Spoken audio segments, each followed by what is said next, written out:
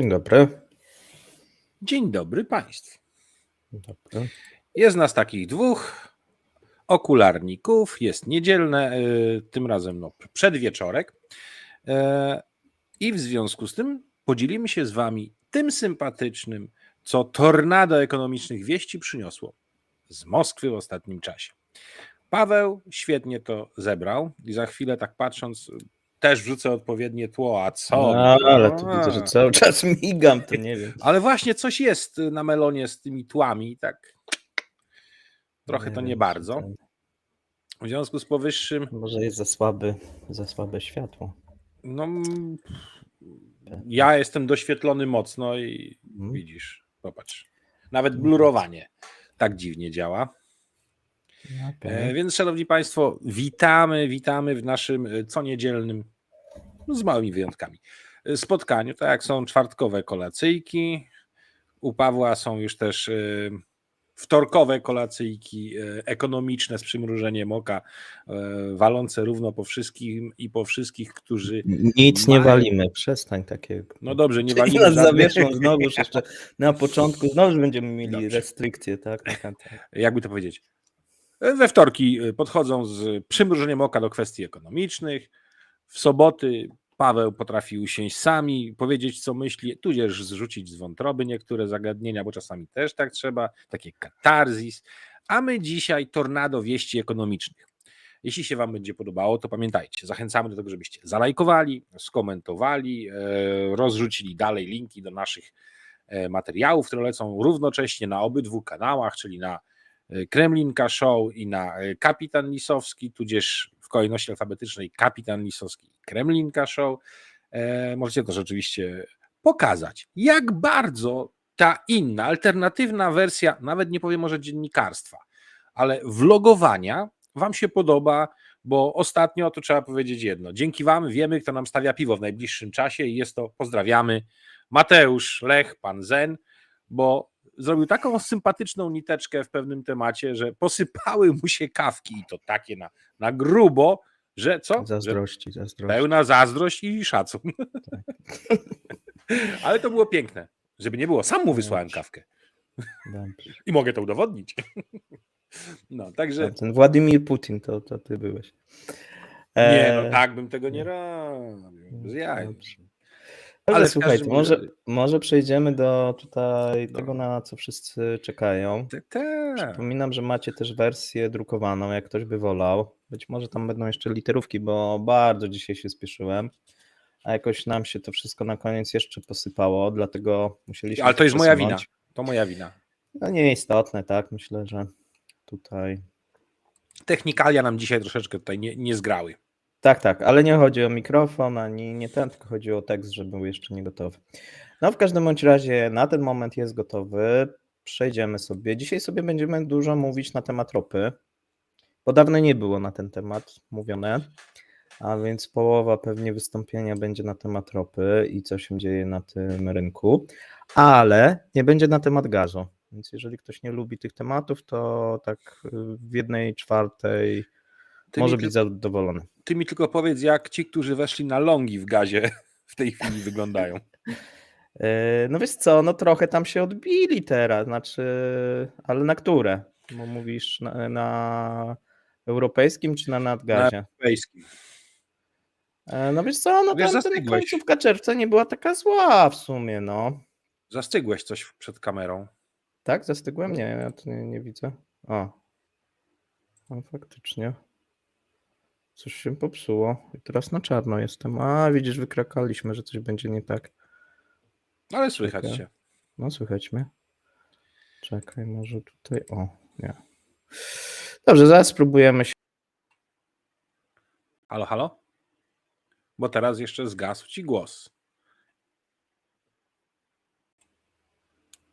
O, i jesteś z powrotem. No, to i się odświeżyliśmy.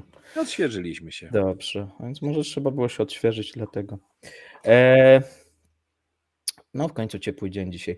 W każdym bądź razie tak, będzie na temat tej ropy, nie będzie na temat gazu, ale będzie za to też na temat dużo rubla. Bo tutaj ciągle o tego rubla pytacie. I w sumie jak jakąkolwiek gazetę rosyjską otworzysz, to ten rubel jest na pierwszej stronie. Co Dziwne jeszcze rzeczy. powoduje, że ta atmosfera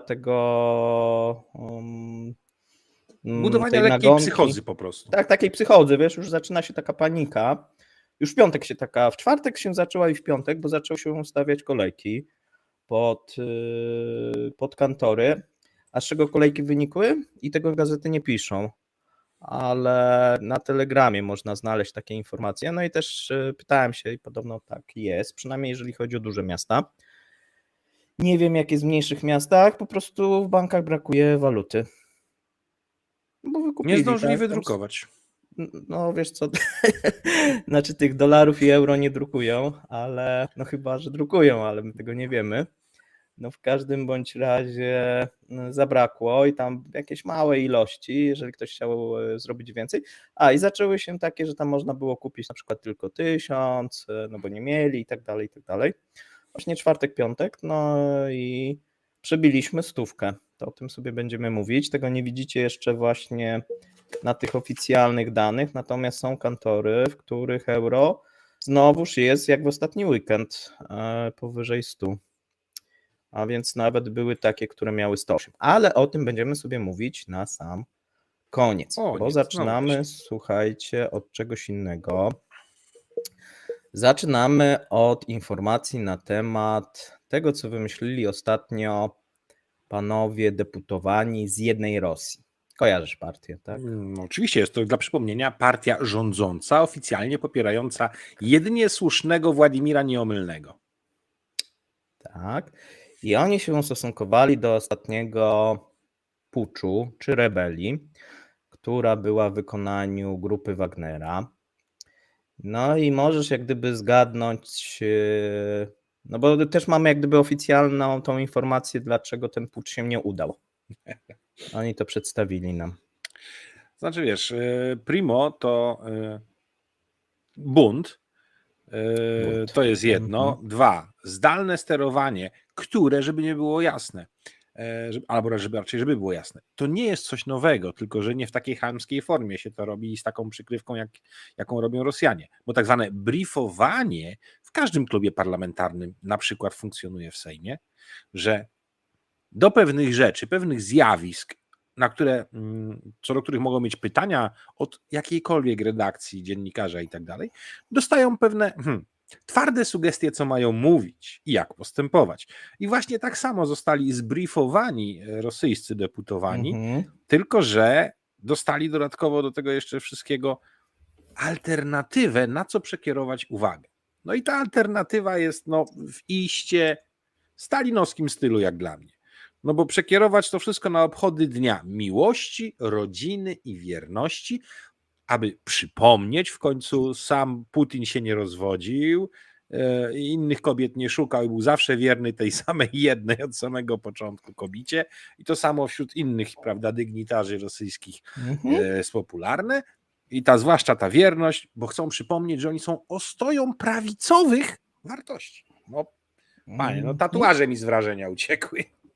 Tak, ale nie wiem, czy zwróciłeś uwagę na ten takie tutaj było sformułowanie, ono mnie zaciekawiło, bo ty jesteś już tej starszej daty, a więc pewnie pamiętasz. Jesteśmy z tego samego wieku. Tak, ja jestem starszy. W każdym bądź razie pewnie pamiętasz, że za komuny było takie sformułowanie, że naród z partią, partia z narodem, tak? Oczywiście. No i tutaj mamy coś podobnego, czyli ten bunt, który się nie udał, no to on się nie udał dlatego, że naród był tutaj z prezydentem, znaczy z carem i z partią. Oni sobie tą partię tak trochę naciągnęli moim zdaniem, bo takiego przekazu nie było, ale był przekaz faktycznie, że tutaj dzięki szerokiej konsolidacji społeczeństwa, armii i przywództwa kraju, a przede wszystkim udało się stłumić ten bunt. No i co tutaj podają, i to jest też takie ciekawe, że wszyscy w tej Rosji, w tej rosyjskiej propagandzie powielają to kłamstwo, że nie było rozlewu krwi. A wydaje się, że jest to nieprawda. No, biorąc pod uwagę załogę tych śmigłowców, które spadły, plus ten Załogi. samolot, powietrzne stanowisko dowodzenia, no to w porywach do 20 paru osób Wiesz zginęło. co, 30, liczy się, że 30 parę, tak? No, Dlatego, że tam była jeszcze potyczka, gdzie też były straty. na jakimś checkpoincie, coś takiego. Tak. No wiesz, no jeżeli po stronie też Wagnera, no jeżeli ci tam ta ciężarówka wybuchła, i cywile też byli, no bo uderzyli w cywilną ciężarówkę, tak? Więc Ale wiesz, że znowu zastygłeś? tak? No. To ciekawe dzisiaj. Widocznie dzisiaj ja zastygam, w odróżnieniu od zawsze, że ty zastygałeś. Czyli, że jakaś sprawiedliwość istnieje, tak? Bo mi się chyba coś przełączyło na jedną sieć. Widzisz, no dobrze.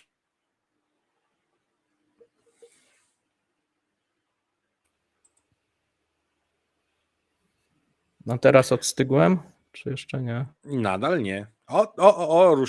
Ruszyło i znikłeś. I mam teraz jednowładztwo. Mogę przez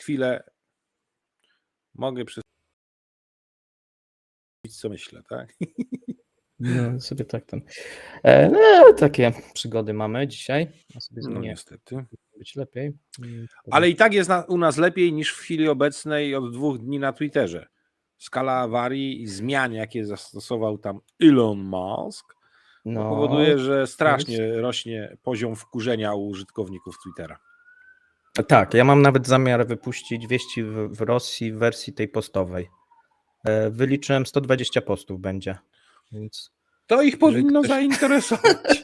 jeżeli ktoś będzie bardzo zdesperowany, to przeczyta wszystkie, tak? Zobaczymy, kto dotrze do To ja końca. mój artykuł o wędkarstwie tak samo zrobię.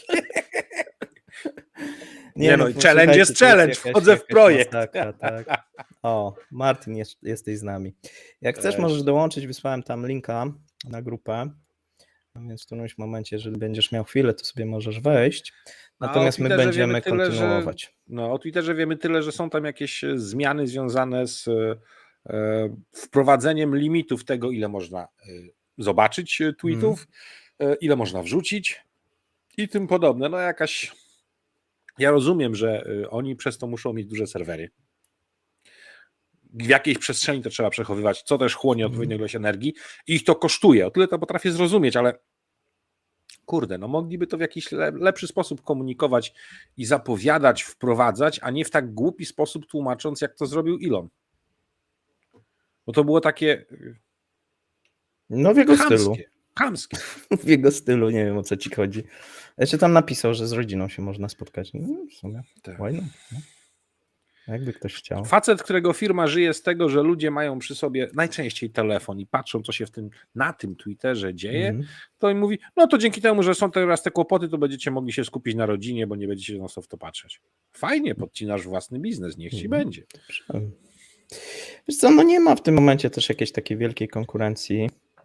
Są oczywiście jakieś konkurencje, ale one nie mają takiej popularności. Wiesz, po problemach wbiłem na Mastodona, ale kompletnie mi on nie odpowiada. Podobnie powiem ci tak, na Discordzie też trochę aktywności zaczął człowiek mieć. To jest trochę co innego. Kompletnie mi to nie leży, nie robi. Total masakra. Więc a propos Mastodona, to w ciągu tygodnia uciekło 180 000 osób z Twittera, więc bez przesady z tym przeciążeniem serwerów bym powiedział, także to nie do końca. A Blue Sky nie znam, więc to. No tak, no wracając do naszego zestawienia, to mają być właśnie pikniki teraz takie wyborcze. Tutaj posłowie właśnie jednej Rosji mają się spotykać na tych dniach młodzieży, miłości, wierności, w ogóle wszystko super. Tutaj też mają być wręczane takie bukietki stokrotek dla dzieci, mają być gratulacje dla par, czyli jeżeli przyjdzie małżeństwo, to ci posłowie mają gratulować. Jak przyjdzie 2 panów za rękę, to im mają nie gratulować. No i to tak ma mniej więcej wyglądać, tak? Chodzi o to, I czystym przypadkiem Ukraińcy wrzucili informację o tym, jak to mąż żegna swojego męża jako Ukraińcy idącego do walki, nie? Tak. No mówiąc szczerze, to trochę też jest takie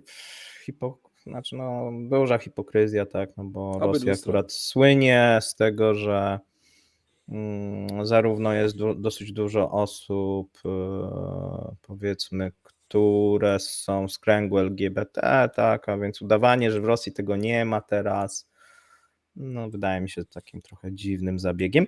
No niemniej jest taki pomysł, tak, jest taki pomysł, żeby w tym kierunku iść. Ja dzisiaj też wpuszczałem, jak to wygląda na przykład na południu, w tych republikach islamskich, w tych rejonach, tak, gdzie powiedzmy muzułmanie stanowią większość. I wydaje się mi, o tym będę pewnie chciał dyskutować z Danielem w czwartek, bo wydaje się, że ta władza centralna zaczyna słabnąć i coraz bardziej te władze regionalne idą w stronę takich, no nie chcę powiedzieć, że szariatu, tak, natomiast przestrzegania bardziej tego prawa koranicznego, tudzież Chodzi ci o ten film z Dagestanu, gdzie napluł w twarz kobiecie za to, że tak, była ale nie tylko, wiesz, tam jest nieobyczajnie dosyć, ubrana według niego. tak, bo była źle ubrana i powiedzmy, tak, no myślę, że 10 lat temu byłoby to nie do pomyślenia, tak? Tak, a teraz dodaj jeszcze to, że przecież złożył życzenia świąteczne z powodu jakiegoś tam islamskiego święta religijnego Putin. Tak jakby zaczął się mocno uśmiechać do swoich krajowych wyznawców proroka, bo coś dużo jak gdyby jest w armii, tak? Właśnie, o to chodzi. Trzeba o tym też pamiętać i tutaj oni nie mogą sobie pozwolić teraz jeszcze na jakieś dodatkowe napięcia. No niemniej, wydaje się, że to prawo, powiedzmy, świeckie, w tych republikach będzie coraz mniej przestrzegane. No właśnie, znowu wisisz. No, ale mnie słychać. Tak. Wisza, widocznie, kurczę, coś się zamieniło. Może ja mam coś dzisiaj nie tak z internetem. Wyjątkowo. Dobrze, słuchaj, przejdźmy do następnego, może się odwieszę, jak nie, to sobie się znowu spróbujemy tutaj odświeżyć. Tutaj jesteśmy w sferze plotek i ploteczek. Tak, tutaj mamy informacje, faktycznie. Dobra, jeszcze spróbujmy tak. Ja jeszcze spróbuję się odświeżyć, ty możesz kontynuować, co tam. Dobra, to Wagnera, ja zacznę. Bo tutaj i podawał i Mateusz, i chyba wszystkie rosyjskie dzienniki, bo to bardzo taka gorąca sprawa. Dokładnie, z gorących spraw dotyczących grupy Wagnera, to jesteśmy w strefie ploteczek, bo mamy tak, częściowo rosyjskie gazety informują, że na przykład w okresie ostatnim w ogóle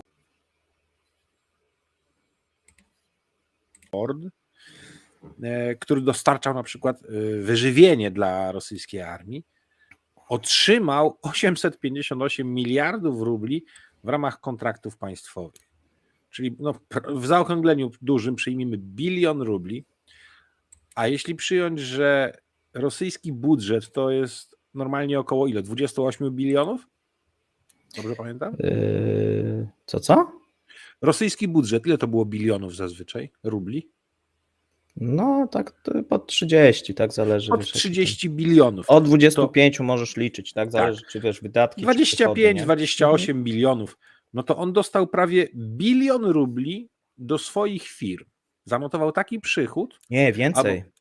Tu jest 858 na początku. 850, tak? Ale następne tam 800 na tą firmę, którą tam rozlicza, nie? Bo to są jak gdyby dwa, więc jak gdyby razem to będzie milion tam, mówię milion. Przepraszam, 1 600 000. 1 600 000, czyli gość dostał, z 7-8% całego rosyjskiego budżetu. Ale tylko wiesz co, ja nie wiem przez jaki okres, bo wiesz, ten dziennikarz tak wyszedł i on sobie tak, bo to było na jedynce, tak, na pierwszym programie rosyjskim.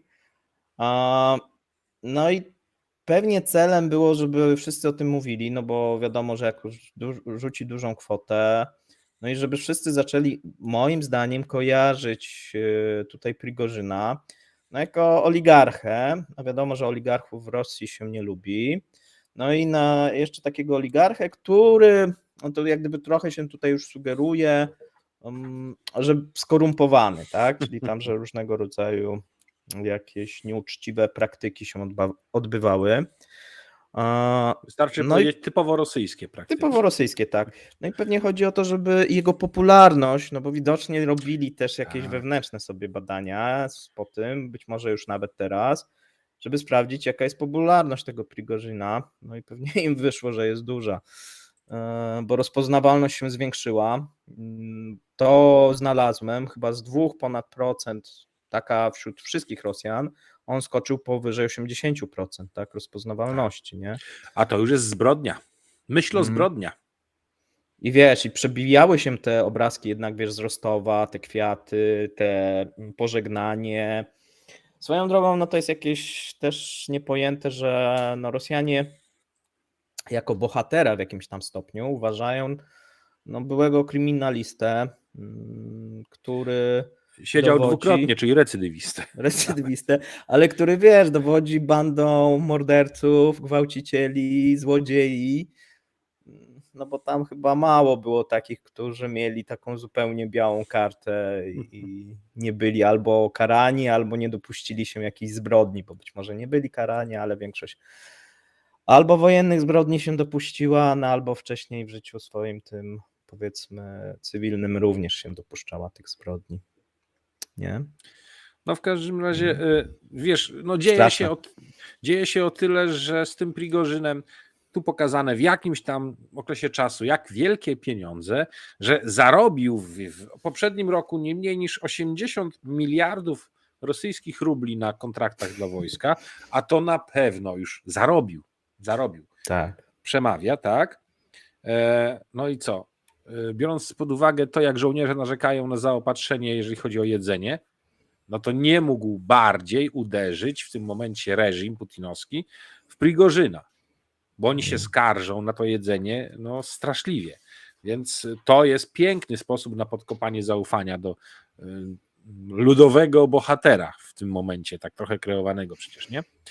Jednocześnie nie do końca widać, żeby przemieszczały się jakieś, no, liczone chociażby w setkach, siły Prigorzyna, wagnerowców na Białoruś, ale on sobie lata pomiędzy Mińskiem a Moskwą swoim firmowym odrzutowcem, nie?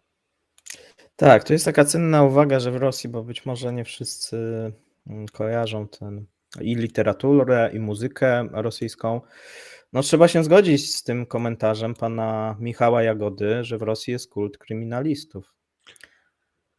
Tak. No jeżeli weźmiemy, wiesz, tych największych na przykład bardów rosyjskich, tak, którzy śpiewają o moskiewskim więzieniu, tudzież też literaturę, gdzie mamy też pełno jakiejś takiej literatury, powiedzmy, nie wiem, spod celi. No dużo tego jest, tak? Może to też wynika, że no za tego poprzedniego ustroju, no większość, zawsze ktoś miał w rodzinie kogoś, kto siedział lub siedzi, lub będzie siedział. Ale tak? wtedy jeszcze był podział na politycznych i na Tak, worów, po prostu na przestępców zwykłych, tak? A teraz to już nie ma znaczenia. Tak, no i to oczywiście to rozbudowane, ci worowie tam w zakonie i tak dalej, nie?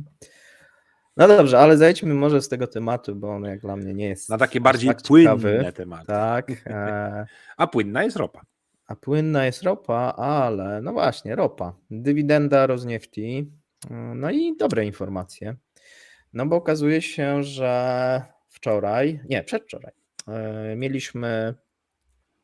mieliśmy walne akcjonariuszy Rosniefti, no i zostało zatwierdzone sprawozdanie roczne, finansowe, no i w związku z tym druga część dywidendy. Ta dywidenda będzie rekordowa.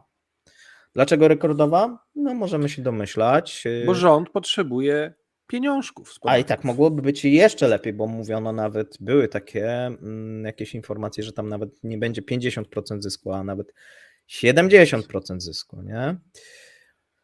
Natomiast no, tam cały czas jest problem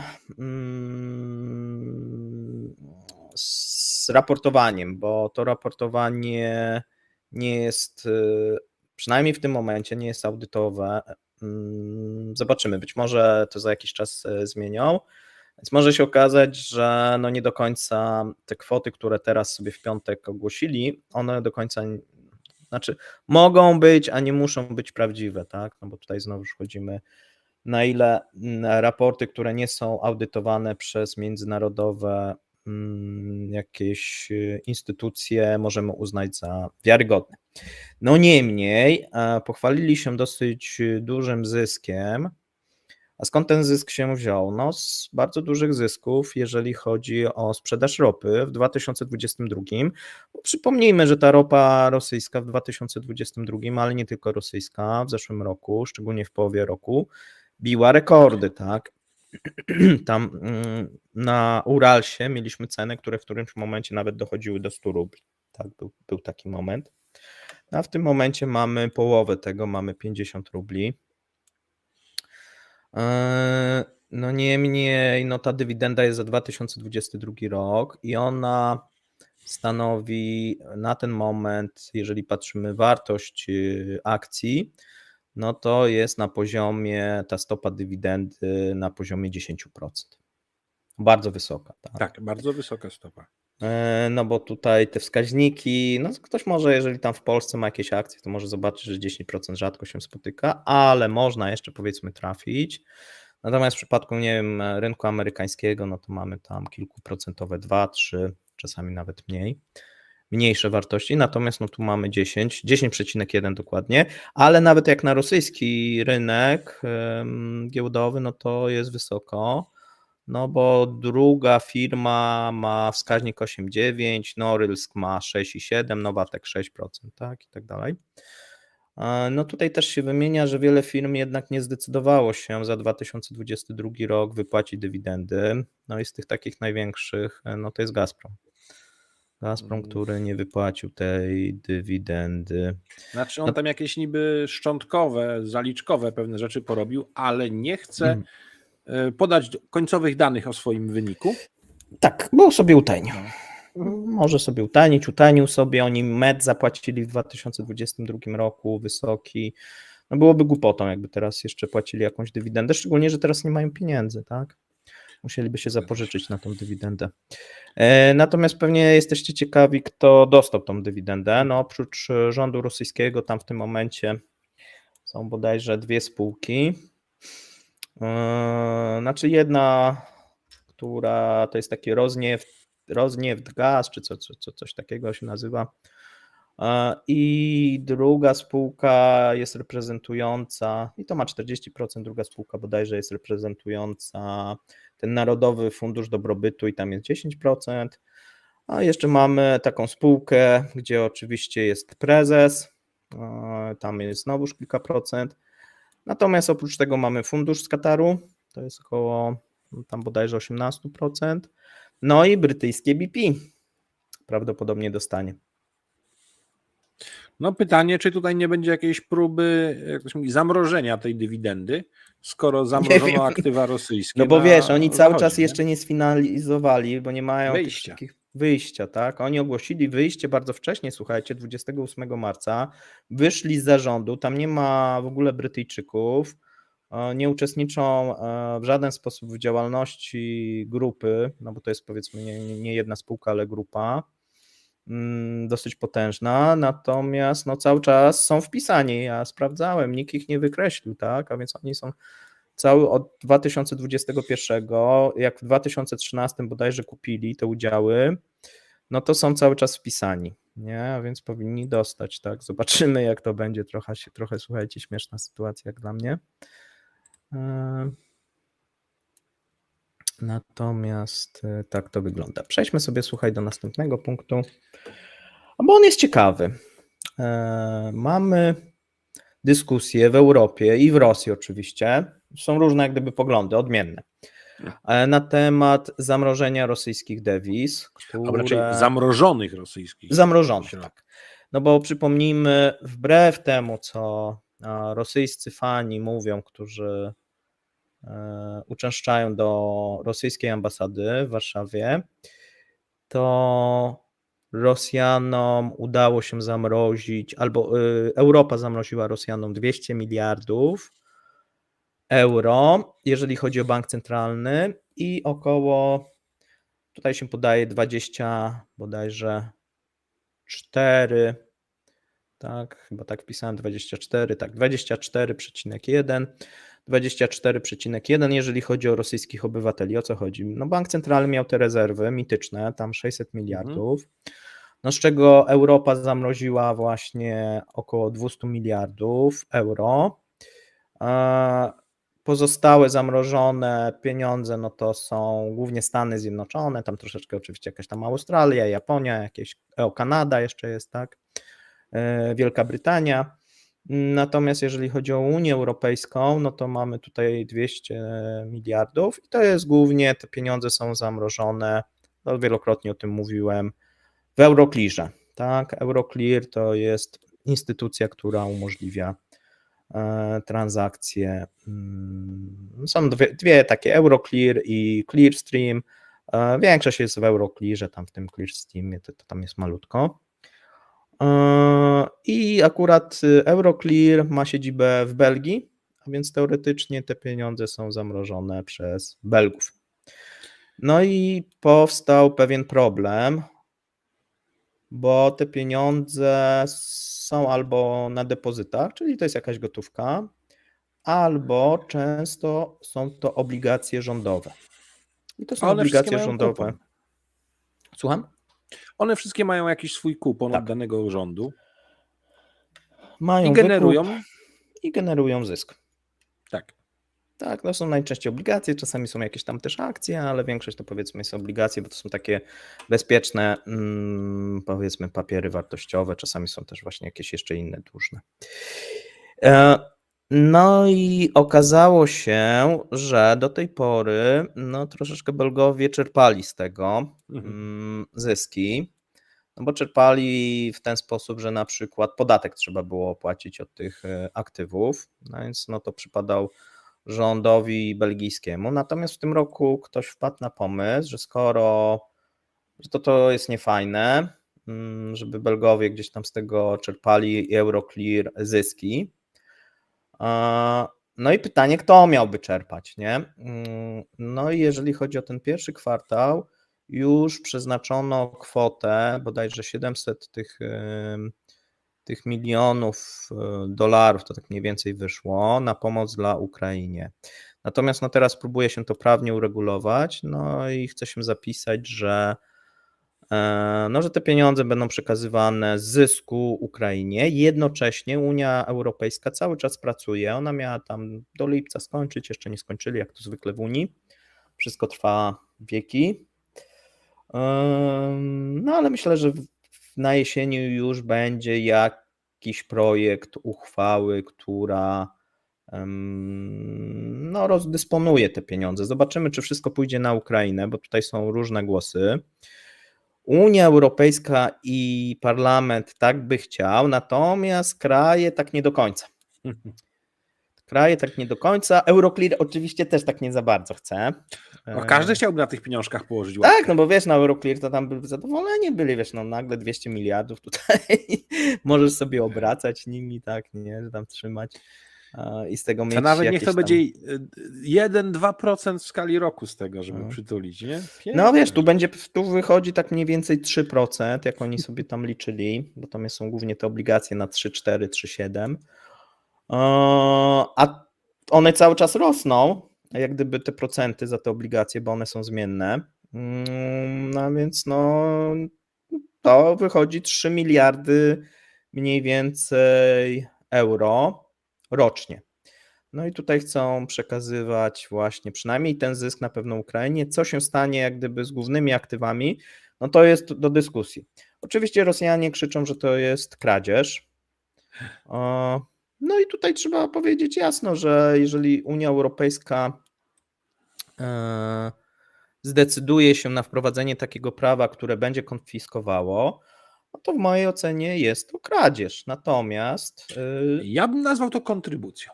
Natomiast no trzeba też nazywać rzeczy po imieniu, tak? Rosja wywołała wojnę, no i musi zapłacić odszkodowanie za tą wojnę, tak? I myślę, że tutaj jeżeli zabierzemy Rosji, no bo po prostu zabieramy te pieniądze Rosji, tak? No to trzeba to zrobić teraz, no bo za jakiś czas nie wiadomo co będzie, nie wiadomo jak to będzie. Ja bym oczywiście zastanowił się, czy by część pieniędzy, tak jak część krajów chciałaby, nie przeznaczyć na odszkodowania dla firm, które poniosły straty ze względu na ten szantaż energetyczny, w tym Polska, No i Niemcy, tak? wtedy przestaliby protestować ci z Tak, Euroclearu bo by, chociażby. wiesz, te kraje przestały trochę tak protestować, szczególnie tam w Niemczech by się może pewnie uspokoiło to, bo chyba z tamtej strony jest dosyć dużo takich jakichś rosyjskiego lobby, zresztą o tym sobie będziemy mówić. No natomiast wydaje się, że jest szansa. Wydaje się, że jest szansa, że w tym roku pod koniec lata albo na jesieni coś takiego się może pojawić.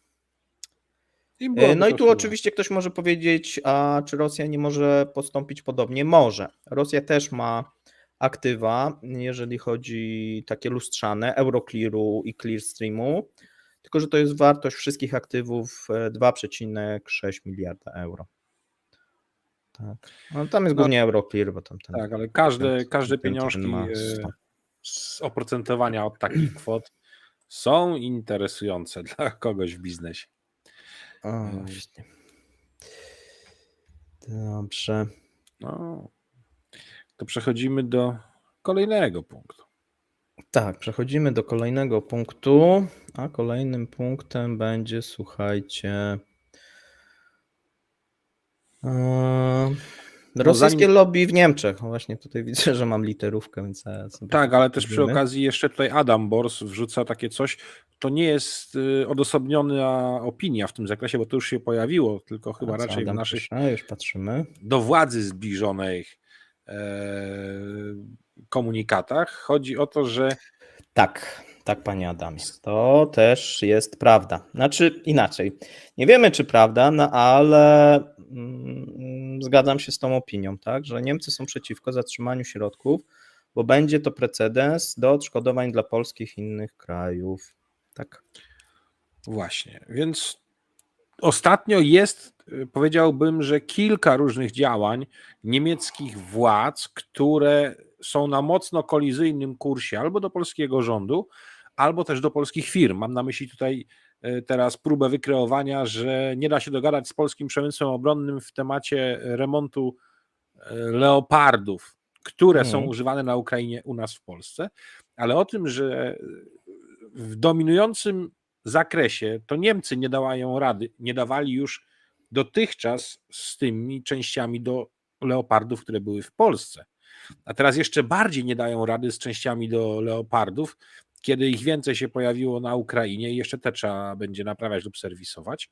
I to tylko świadczy o tym, w jak wielkiej czarnej D niemiecki przemysł produkujący czołgi znajduje się. Ale próbują przerzucić odpowiedzialność na nas. I to już jest kolejny ostatnio taki akt i wcale mnie nie dziwi to, że robią tak pod górkę w temacie przekazania środków zabezpieczonych Rosjanom na rzecz Ukrainy. To prawda.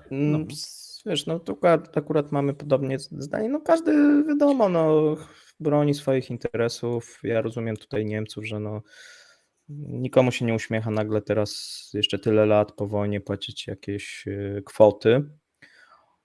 Szczególnie jeżeli można tego nie robić, tak? Więc jeżeli ktoś ma zapłacić lub ma nie zapłacić, no to będzie robił wszystko, żeby nie zapłacić. Jak ktoś tu napisał, że widział rosyjską toaletę publiczną, piekło mu już nie straszne. Dobra, i to rosyjskie lobby w Niemczech jak najbardziej. Ta tęsknota za rosyjskim gazem jest widoczna, a też ktoś zadał pytanie wcześniej na czacie, czy Rosjanie płacą coś za przesył rosyjskiej ropy do Europy. Tylko kto jeszcze ją bierze? Tak, płacą. Kto jeszcze ją bierze? Tylko komu płacą? No Ukrainie w tym momencie, tak? Ukrainie? Tak.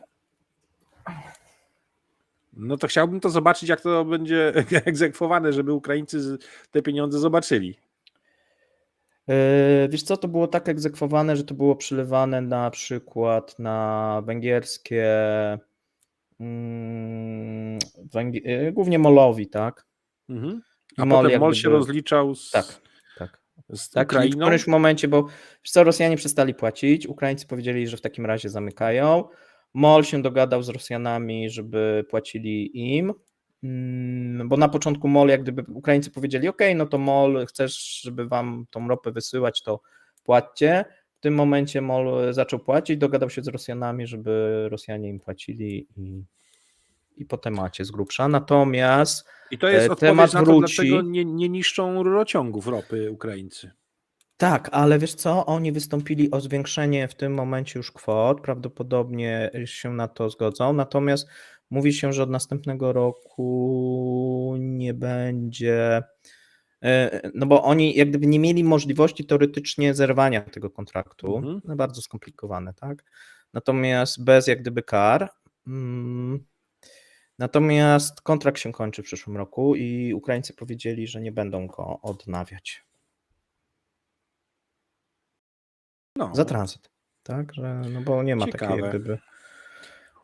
Zobaczymy, wiesz, jak to będzie. Zobaczymy też, czy wojna się nie zakończy, no bo wtedy może trochę będzie inna sytuacja. Natomiast w momencie, kiedy będzie trwała, tak, no w tym momencie już Unia Europejska proponowała, wiesz co, Austrii, Węgrom, Słowacji, żeby odstąpić. Tam jeszcze mamy Macedonię, coś tam, Włochy, żeby odstąpić od tej południowej nitki. No i to nawet już miało wejść w tym ostatnim, nie wiem czy kojarzysz, w tym ostatnim pakiecie sankcji, już było przygotowane. No oczywiście Węgry stanęły okoniem i że nie. Natomiast może być, wiesz, taka dziwna sytuacja, że Węgry mogą mieć problem w przyszłym roku, bo nie robią nic, znaczy inaczej, no mogliby dużo zrobić, ale może być za późno na dywersyfikację. No i mogą być w takiej sytuacji podbramkowej, że oni nie będą mieli ropy. Całkowicie mnie to nie martwi, niech sobie radzą.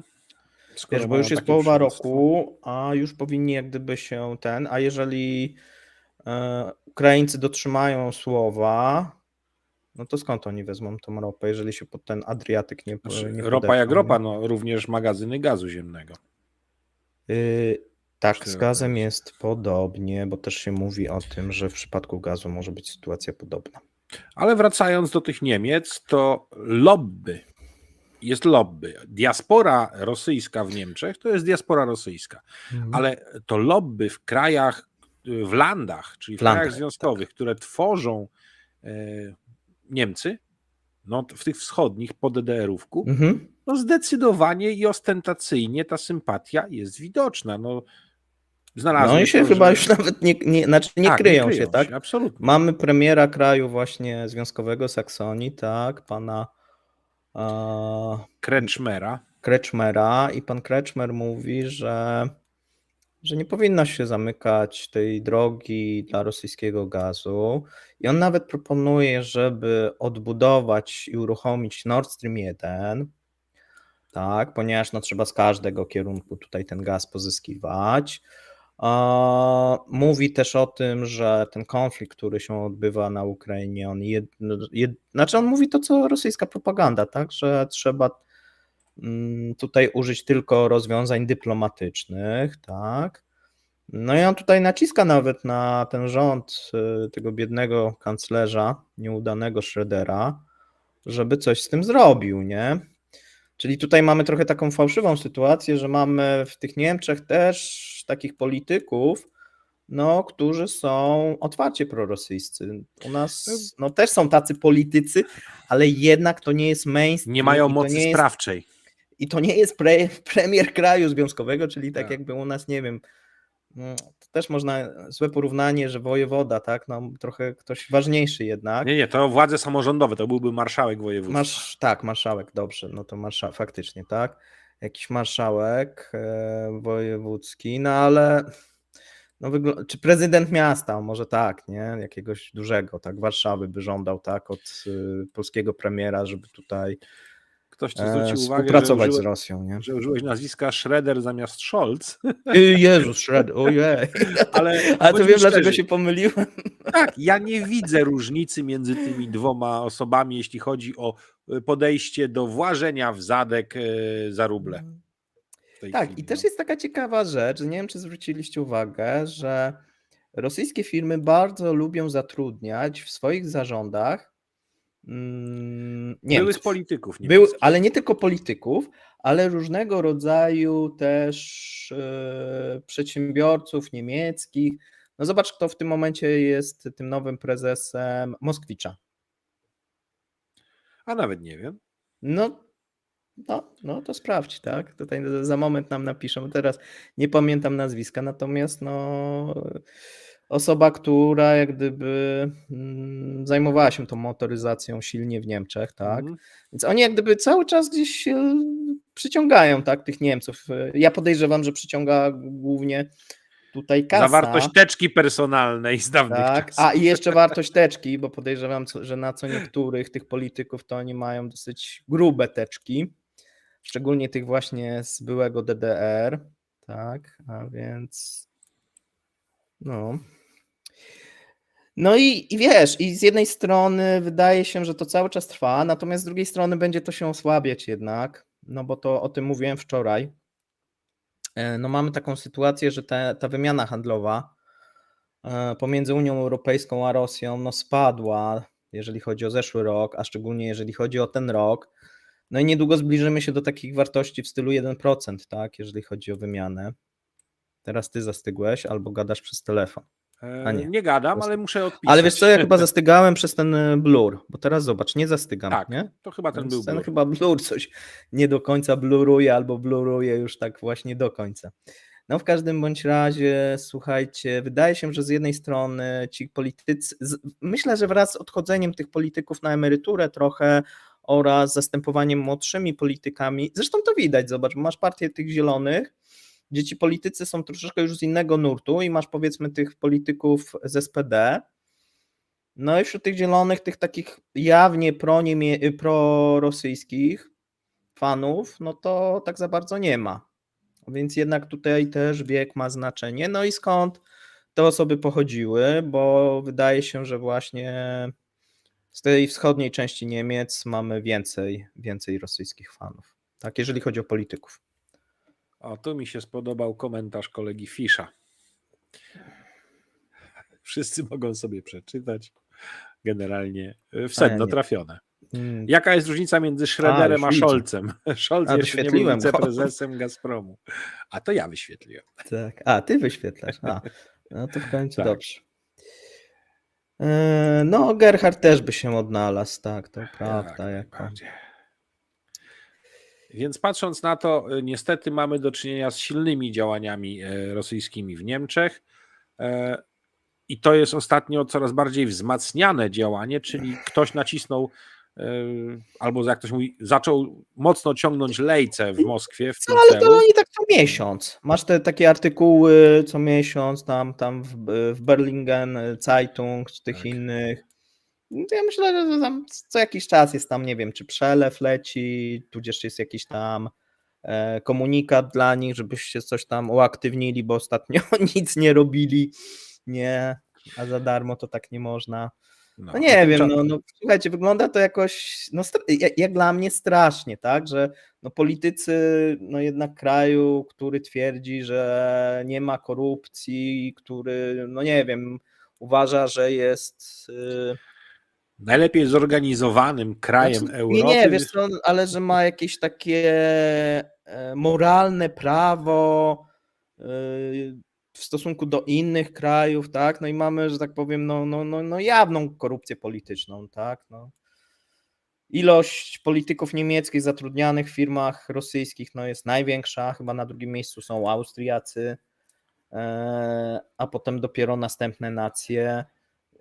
No i te wypowiedzi, w których oni nie kryją się, nie? No bo myślę, że nawet Węgrzy się bardziej kryją jednak, wiesz, są prorosyjscy, natomiast takiej otwartości to chyba nie ma. Tylko Austriacy mogą konkurować. No tak.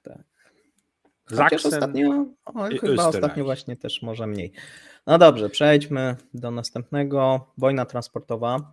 No to jest coś, co już o czym wielokrotnie mówiliśmy i dosyć długo, słuchajcie, czyli mamy następne informacje i rozporządzenie, czyli do 30, to jest bodajże tam z 30 czerwca, do 30 grudnia mamy przedłużenie tego zakazu dla międzynarodowego transportu drogowego z nieprzyjaznych państw.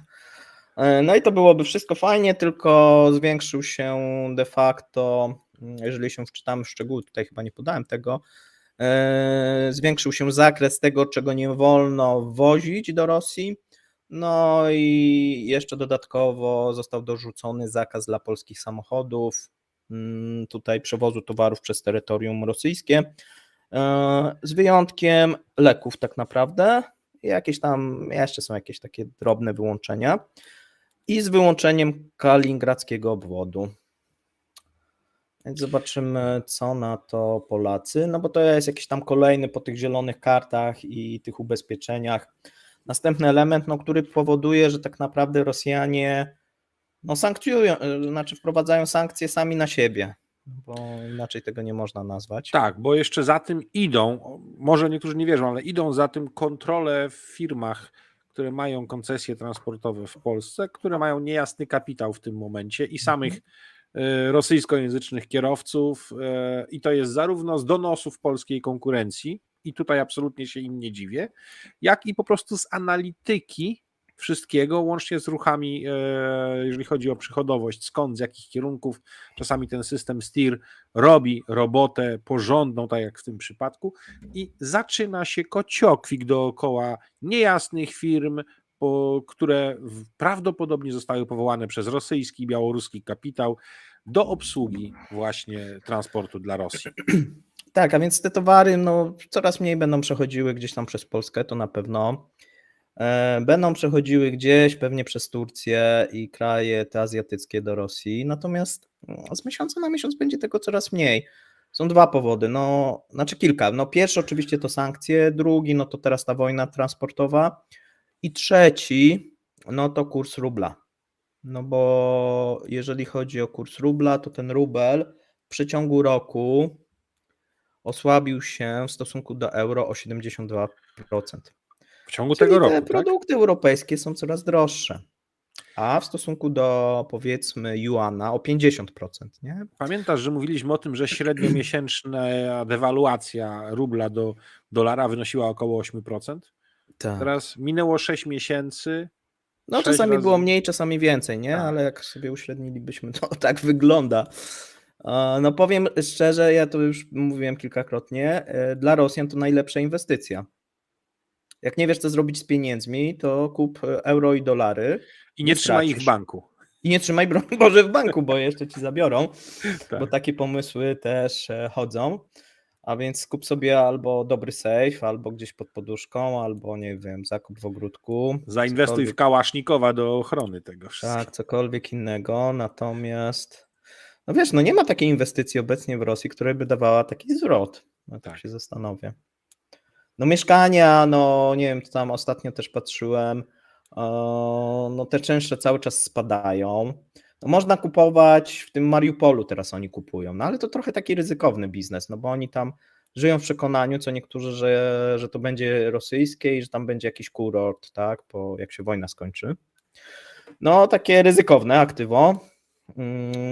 A więc ogólnie teraz nieruchomości w Rosji to tak nie za bardzo.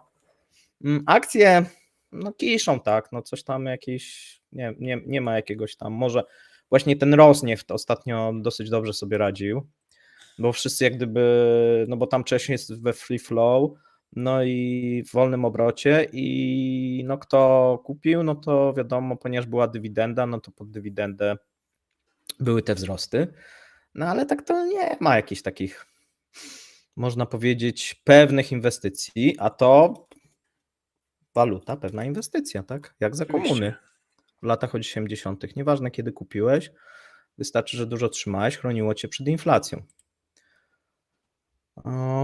A więc jeżeli założymy, że oficjalna inflacja, słuchajcie, jest w Rosji teraz 2,5, to 72%, robi wrażenie, tak? Robi wrażenie. 2000 już jest osób, a więc chyba nie wiem, czy po połowie, pewnie u ciebie więcej ogląda, jak zwykle. Zachęcam, A tutaj. właśnie, a to leci tylko na 2 czy już na 3 kanałach dzisiaj? Nie, na 2, no bo wiesz co, Na no 2. nie wiem, bo może by Jest się, chyba wiesz, 50-50. Martin No. zirytował, jakbyśmy mu Nie, puszczali jest 50-50, na jakoś jego tak mi się kanale. wydaje. Tymczasem, patrząc ogólnie rzecz biorąc na to wszystko, pomagają w wyłapywaniu tego też systemy kolekcjonowania opłat na autostradach, bo one przecież, tak jak ktoś tutaj trochę zdziwiony pan Tak. Groszek był, że rozpoznają tablice rejestracyjne. No No przecież już właśnie, dawna. Przecież oczywiście, już. bo właśnie po to była prędkość 50 na godzinę przy Tak. przejeżdżaniu przez bramki, Znaczy, no nie tylko, ale no żeby to był aparat rozpoznał, bo łatwiej. potem dopasowuje to wszystko w systemie, w serwerze płatność z numerami tablic, tak? I to osobówek i ciężarówek, więc Nie, no to już jest od chyba, nie wiem, czy wszystkie kraje w Europie, no może są jakieś tak. tam, nie wiem, Macedonia, jakieś tam gdzieś, nie wiem, któreś, które czegoś takiego nie mają, natomiast no wszystkie mają to wprowadzone. To nie jest jakieś chyba obecnie, w obecnych czasach jakieś rocket science.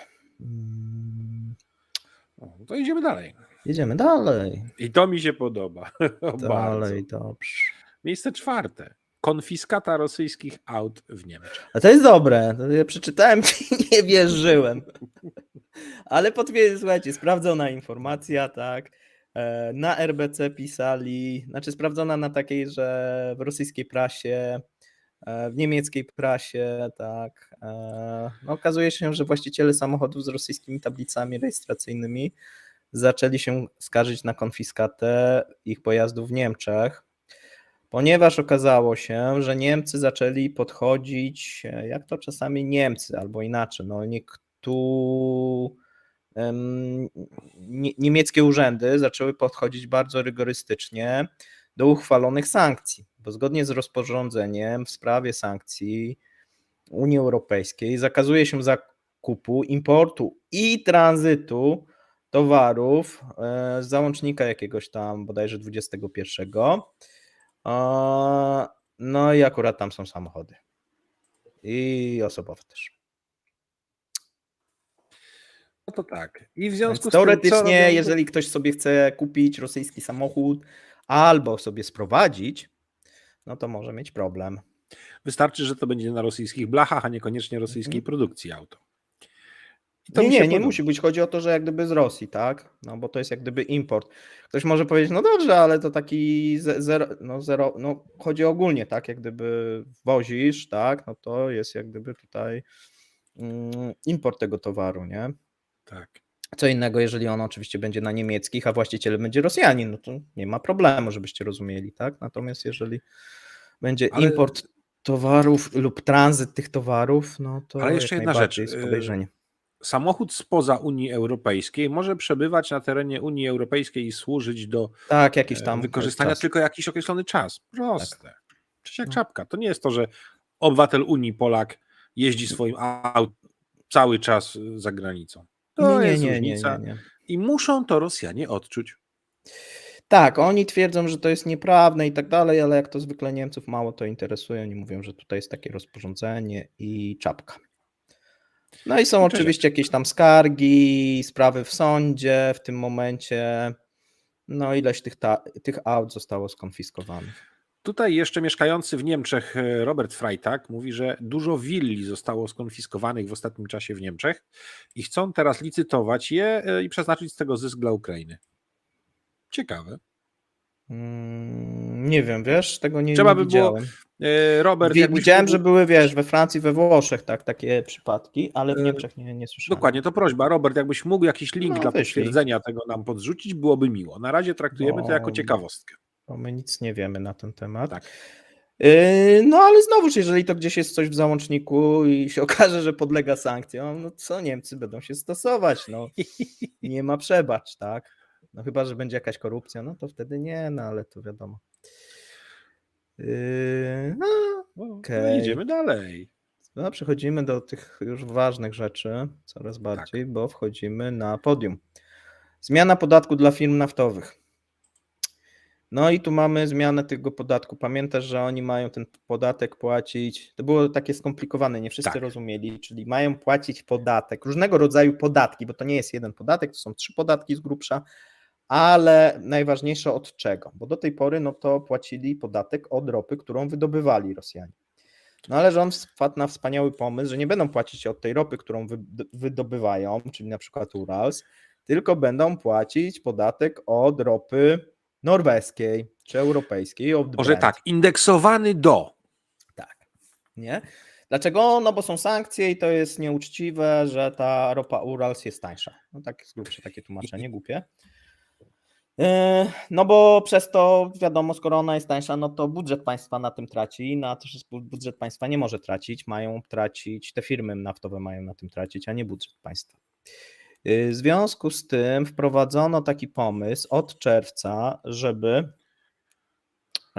żeby ustalić tą kwotę w ten sposób, że to będzie cena ropy Urals minus 28, tak, a od lipca tam zostało bodajże minus 25. No i teraz są poprawki, że oni sobie to zmniejszają do minus 20, znaczy do $20 za baryłkę. Co tam z grubsza odpowiada temu, co tam, tej cenie, co tam była. I to jest takie, no jeszcze tam o tym wielokrotnie mówiliśmy. Natomiast są tutaj dwie ważne informacje w tym samym rozporządzeniu. Bo od września w końcu, po długich dyskusjach, rząd podjął decyzję i to chyba już wejdzie, tak? Chociaż no tam to nigdy nie wiadomo, o obcięciu na rok płatności amortyzatorów dla rafinerii na dostawy i benzyny, i oleju napędowego. Wcześniej mówiono tylko o benzynie, teraz dorzucili olej napędowy. No i mówiąc szczerze, widzę to cienko. Po co oni to robią, tak? Ktoś mógłby się zapytać, i co to są te amortyzatory? Amortyzator to jest taka dopłata dla firm, żeby cena detaliczna była niższa. Czyli dopłacają do benzyny, powiedzmy, czy tam do paliw. No i po co oni teraz to obcinają? Znaczy inaczej, zawieszają. Zawieszają te dopłaty, no bo chcą zaoszczędzić pieniądze, czyli po prostu pieniędzy nie ma w budżecie, jakbyście nie wiedzieli jeszcze. No i oni planują, że tak 30 miliardów rubli miesięcznie, czyli 300 miliardów rubli. Czy to jest dużo? No to jest mniej więcej tyle, ile oni chcą z tego podatku od wiatru, czyli od tych firm, od nadmiarowych zysków. A więc dużo teoretycznie. Oczywiście dla budżetu to się jakoś nie przełoży, no bo ta dziura budżetowa jest duża, natomiast no tu 300 miliardów, tam 300 miliardów, nie? No to gdzieś tam może się coś, jakieś grosiki uzbierają. No niemniej ja wielokrotnie o tym mówiłem, że skutki tego będą fatalne. Będą fatalne, jeżeli chodzi o produkcję benzyny. No i mówiłem do tej pory o benzynie i myślałem o dieslu. Będę musiał to przeanalizować, tak jak to będzie wyglądało z dieslem. A dlaczego to jest fatalne? Dlatego, że jednocześnie rząd nakazuje, albo inaczej, no robi wszystko, łącznie z Urzędem Antymonopolowym, oni mają też coś takiego, żeby ceny na stacjach nie były podnoszone. No i teraz mamy taką sytuację, że ceny hurtowej benzyny poszły w górę, natomiast jest zakaz podnoszenia tych cen na stacjach. Zapytacie, jak to się możliwe? No rząd mówi, że te firmy naftowe to dużo pieniędzy zarabiają, no i ogólnie oni mają pokryć to ze swoich marży, które są duże. I pewnie tu dużej części słuchaczy by się to spodobało, natomiast efekty jakie są? No efekty są takie, że już zaczyna w wielu regionach brakować benzyny. A jeszcze tego nie wprowadzili, tak?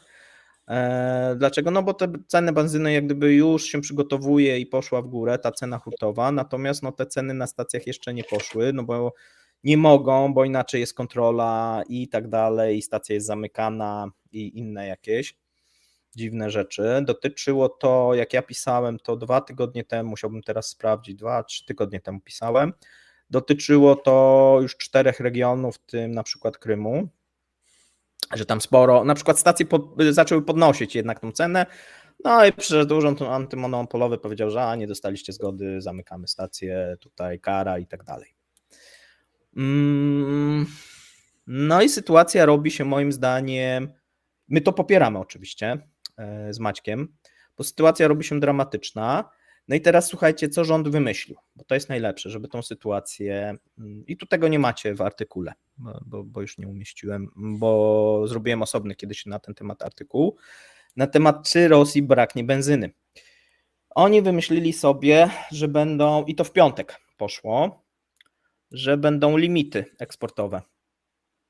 Po to, żeby zostało więcej towaru na rynku. Tak. I oni co miesiąc te limity będą ustalać w zależności od sytuacji. Czyli i oni otwarcie rząd mówi otwarcie, że no jeżeli firma będzie dużo produkować, no to tymi limitami może sobie zarządzać i oni będą wyższe, ale musi być warunek, że musi być oni będą monitorować rynek paliw, żeby była wystarczająca liczba, wystarczający wolumen sprzedażowy na rynku. Jeżeli się okaże, że jest za mało benzyny w danym miesiącu, to wtedy pójdą do tych firm i powiedzą, nie dostaniecie na przyszły miesiąc limitów eksportowych, czyli nie zarobicie na eksporcie tych paliw, bo za mało dostarczyliście na rynek krajowy. Rozumiecie konstrukcję? No debilna totalnie, tak? No, Taka rosyjska w duszy. taka rosyjska, tak? Czyli wiesz, jak będziecie ok, to nie będziemy was karać, ale jak będziecie nie ok, to was ukażemy. Czyli firmy muszą, żeby zarabiać na paliwach, to mogą jedynie eksportować te paliwa, z czym mają bardzo duże problemy i co obcięli, o czym mówiliśmy już na początku roku, bo te wolumeny sprzedażowe w eksporcie spadły. Dlaczego? No dlatego, że są sankcje, tak? No i było mniej chętnych na te rosyjskie paliwa.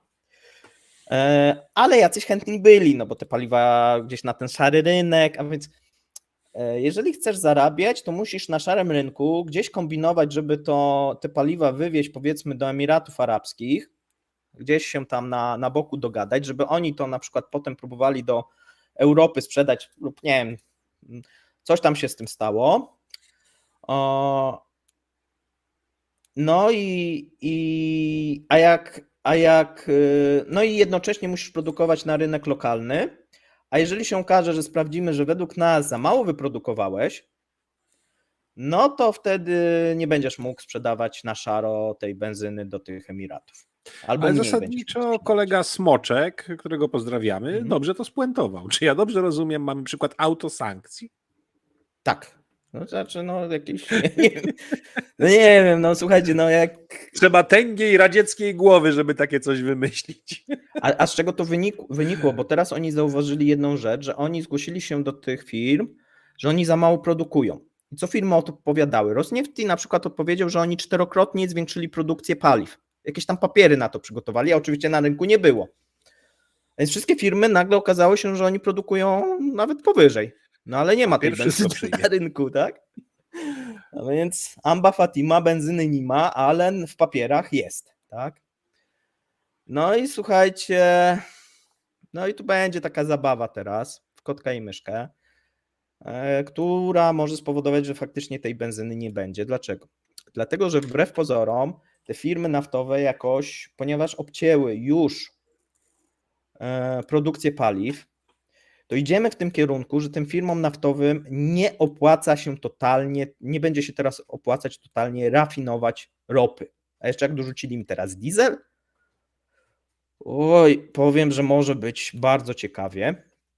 Dlaczego? Dlatego, że łatwiej będzie sprzedać tą ropę surową. Do tej pory, do wprowadzenia sankcji, bardziej opłacało się rafinować, nie? No bo ta jednak ropa po rafinacji, te koszty w Rosji jednak były niższe niż w Europie i tak dalej, i tak dalej. Po wprowadzaniu tych sankcji już ta ropa, już te paliwa nie były konkurencyjne i trzeba było sprzedawać głównie na szarym tym rynku. A teraz dojdzie, że taka skórka nie warta wyprawki, tak? No bo nie dość, że mało zarabiają zmniejszyły się marże na tych paliwach eksportowych, no to jeszcze, żeby dostać, no to ja muszę udowodnić, że ileś na rynek krajowy wyprodukowałem. To ja może nic nie będę udowadniał. Nie chcę tych limitów, tak? Nie będę w ogóle rafinował, będę sprzedawał surową ropę. Co oczywiście rząd zrobi? No wprowadzi jakąś następną karę, tak, czy jakieś następne zarządzenie, rozporządzenie, tak, które będzie coś tam zakazywało, że jak nie wiem, nie wyprodukujesz, to surowej ropy na przykład nie będziesz mógł sprzedawać, czy cokolwiek innego. No rozumiecie, że idzie to w fatalnym kierunku, no bo idzie to w kierunku takim, że no, że te braki benzyny no, rozleją się, tak, jeżeli to tak pójdzie. Ale jest jeszcze jedna rzecz, którą tutaj wspomniałeś w swoim materiale. Ale to nie jest koniec, tak. No bo jeżeli się komuś kończą pola, no to a raz, że musi je bezpiecznie pozamykać, pola wydobywcze, a dwa, no trzeba myśleć o tym, czy jeszcze da się wejść na kolejne pola.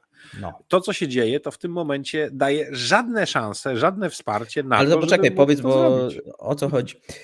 Tam była jeszcze taka możliwość, że jak mieliście wyeksploatowane pola, to mieliście taką ulgę i takie preferencje dla tych pól wyeksploatowanych, których jest 1/4 na uruchamianie nowych tam odwiertów z grubsza, czyli kończy ci się tam pole, wy jeszcze sobie tam używacie, tak, natomiast dostajecie ulgę podatkową, żeby to pole tam zamknąć, coś tam zrobić z nim, otworzyć następne i tak dalej.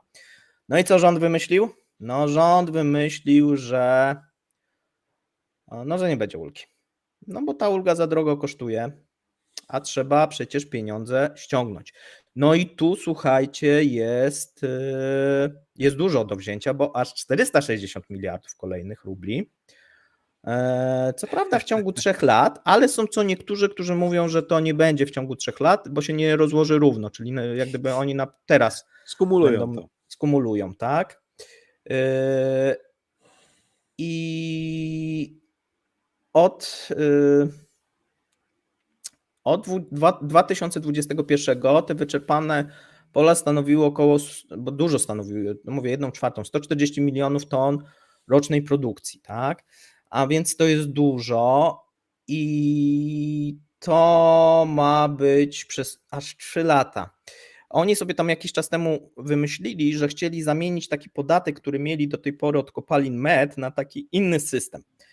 Koniec końców, jak wybuchła teraz wojna, to mają i ten podatek MET, i ten nowy system. Czyli mają 2 podatki, tak? Ten nowy to był ten EIT czy tam AIT i on miał być płacony kwartalnie. No ale koniec końców wyszło, że sytuacja będzie taka, że prawdopodobnie będziemy mieli braki benzyny, znaczy już mamy te braki, one się mogą pogłębić. Nawet już w lato, no bo będą jakieś tam wyjazdy, coś tam i na jesieni. No i spadek przede wszystkim inwestycji. No bo firmy będą pewnie szły na przeczekanie, może rząd się zmieni i wróci jakiś bardziej rozsądny, tak? Na razie natomiast nie będą teraz inwestować, tak? Będą cały czas,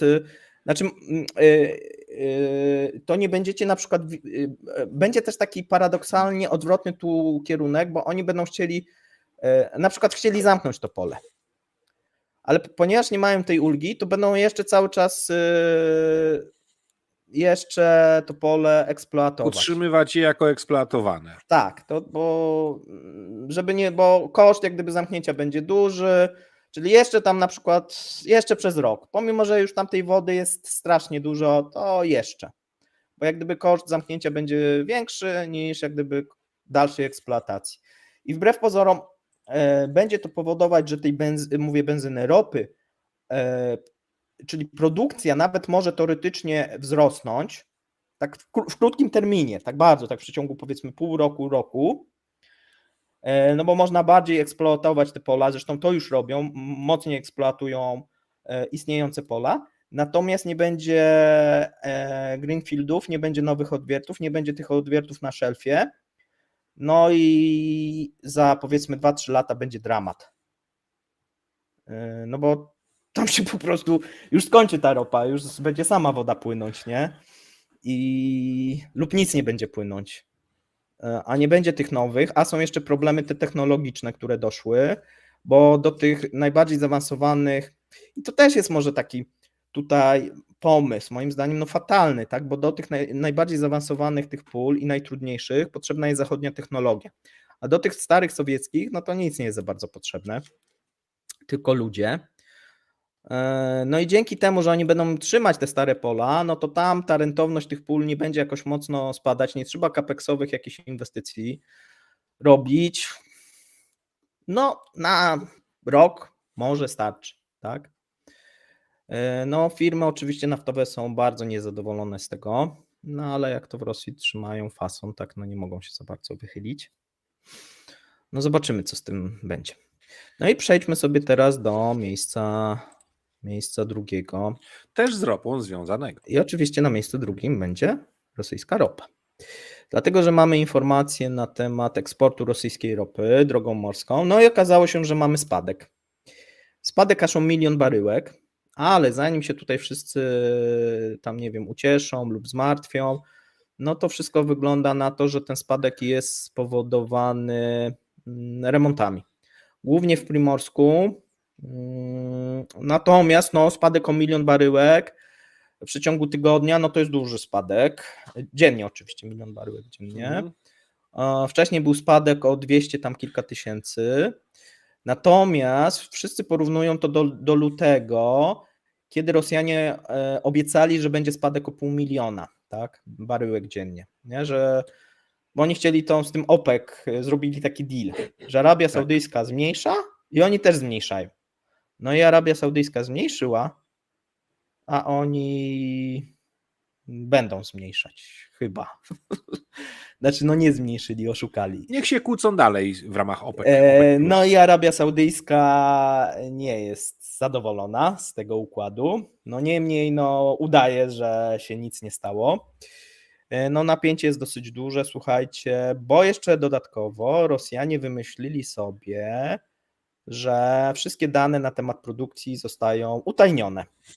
Kiedy oni to wymyślili? W marcu, w kwietniu? Tak, jakoś tak, nie? Coś tak było. Już nie, mówiliśmy o tym. Wszystko jest strategicznie ważne i tajne. I tajne, tak? No i teraz wiecie, gdzie tutaj jest problem? No problem jest taki, że no, na jakiej podstawie Arabia Saudyjska ma wiedzieć, że... No bo co mówią Rosjanie? Rosjanie mówią, że obniżyli produkcję. A dane na przykład ze śledzenia tankowców, no mówią, że tyle samo tankowców pływa, nawet więcej. A więc oni tej morskiej nie zwiększyli.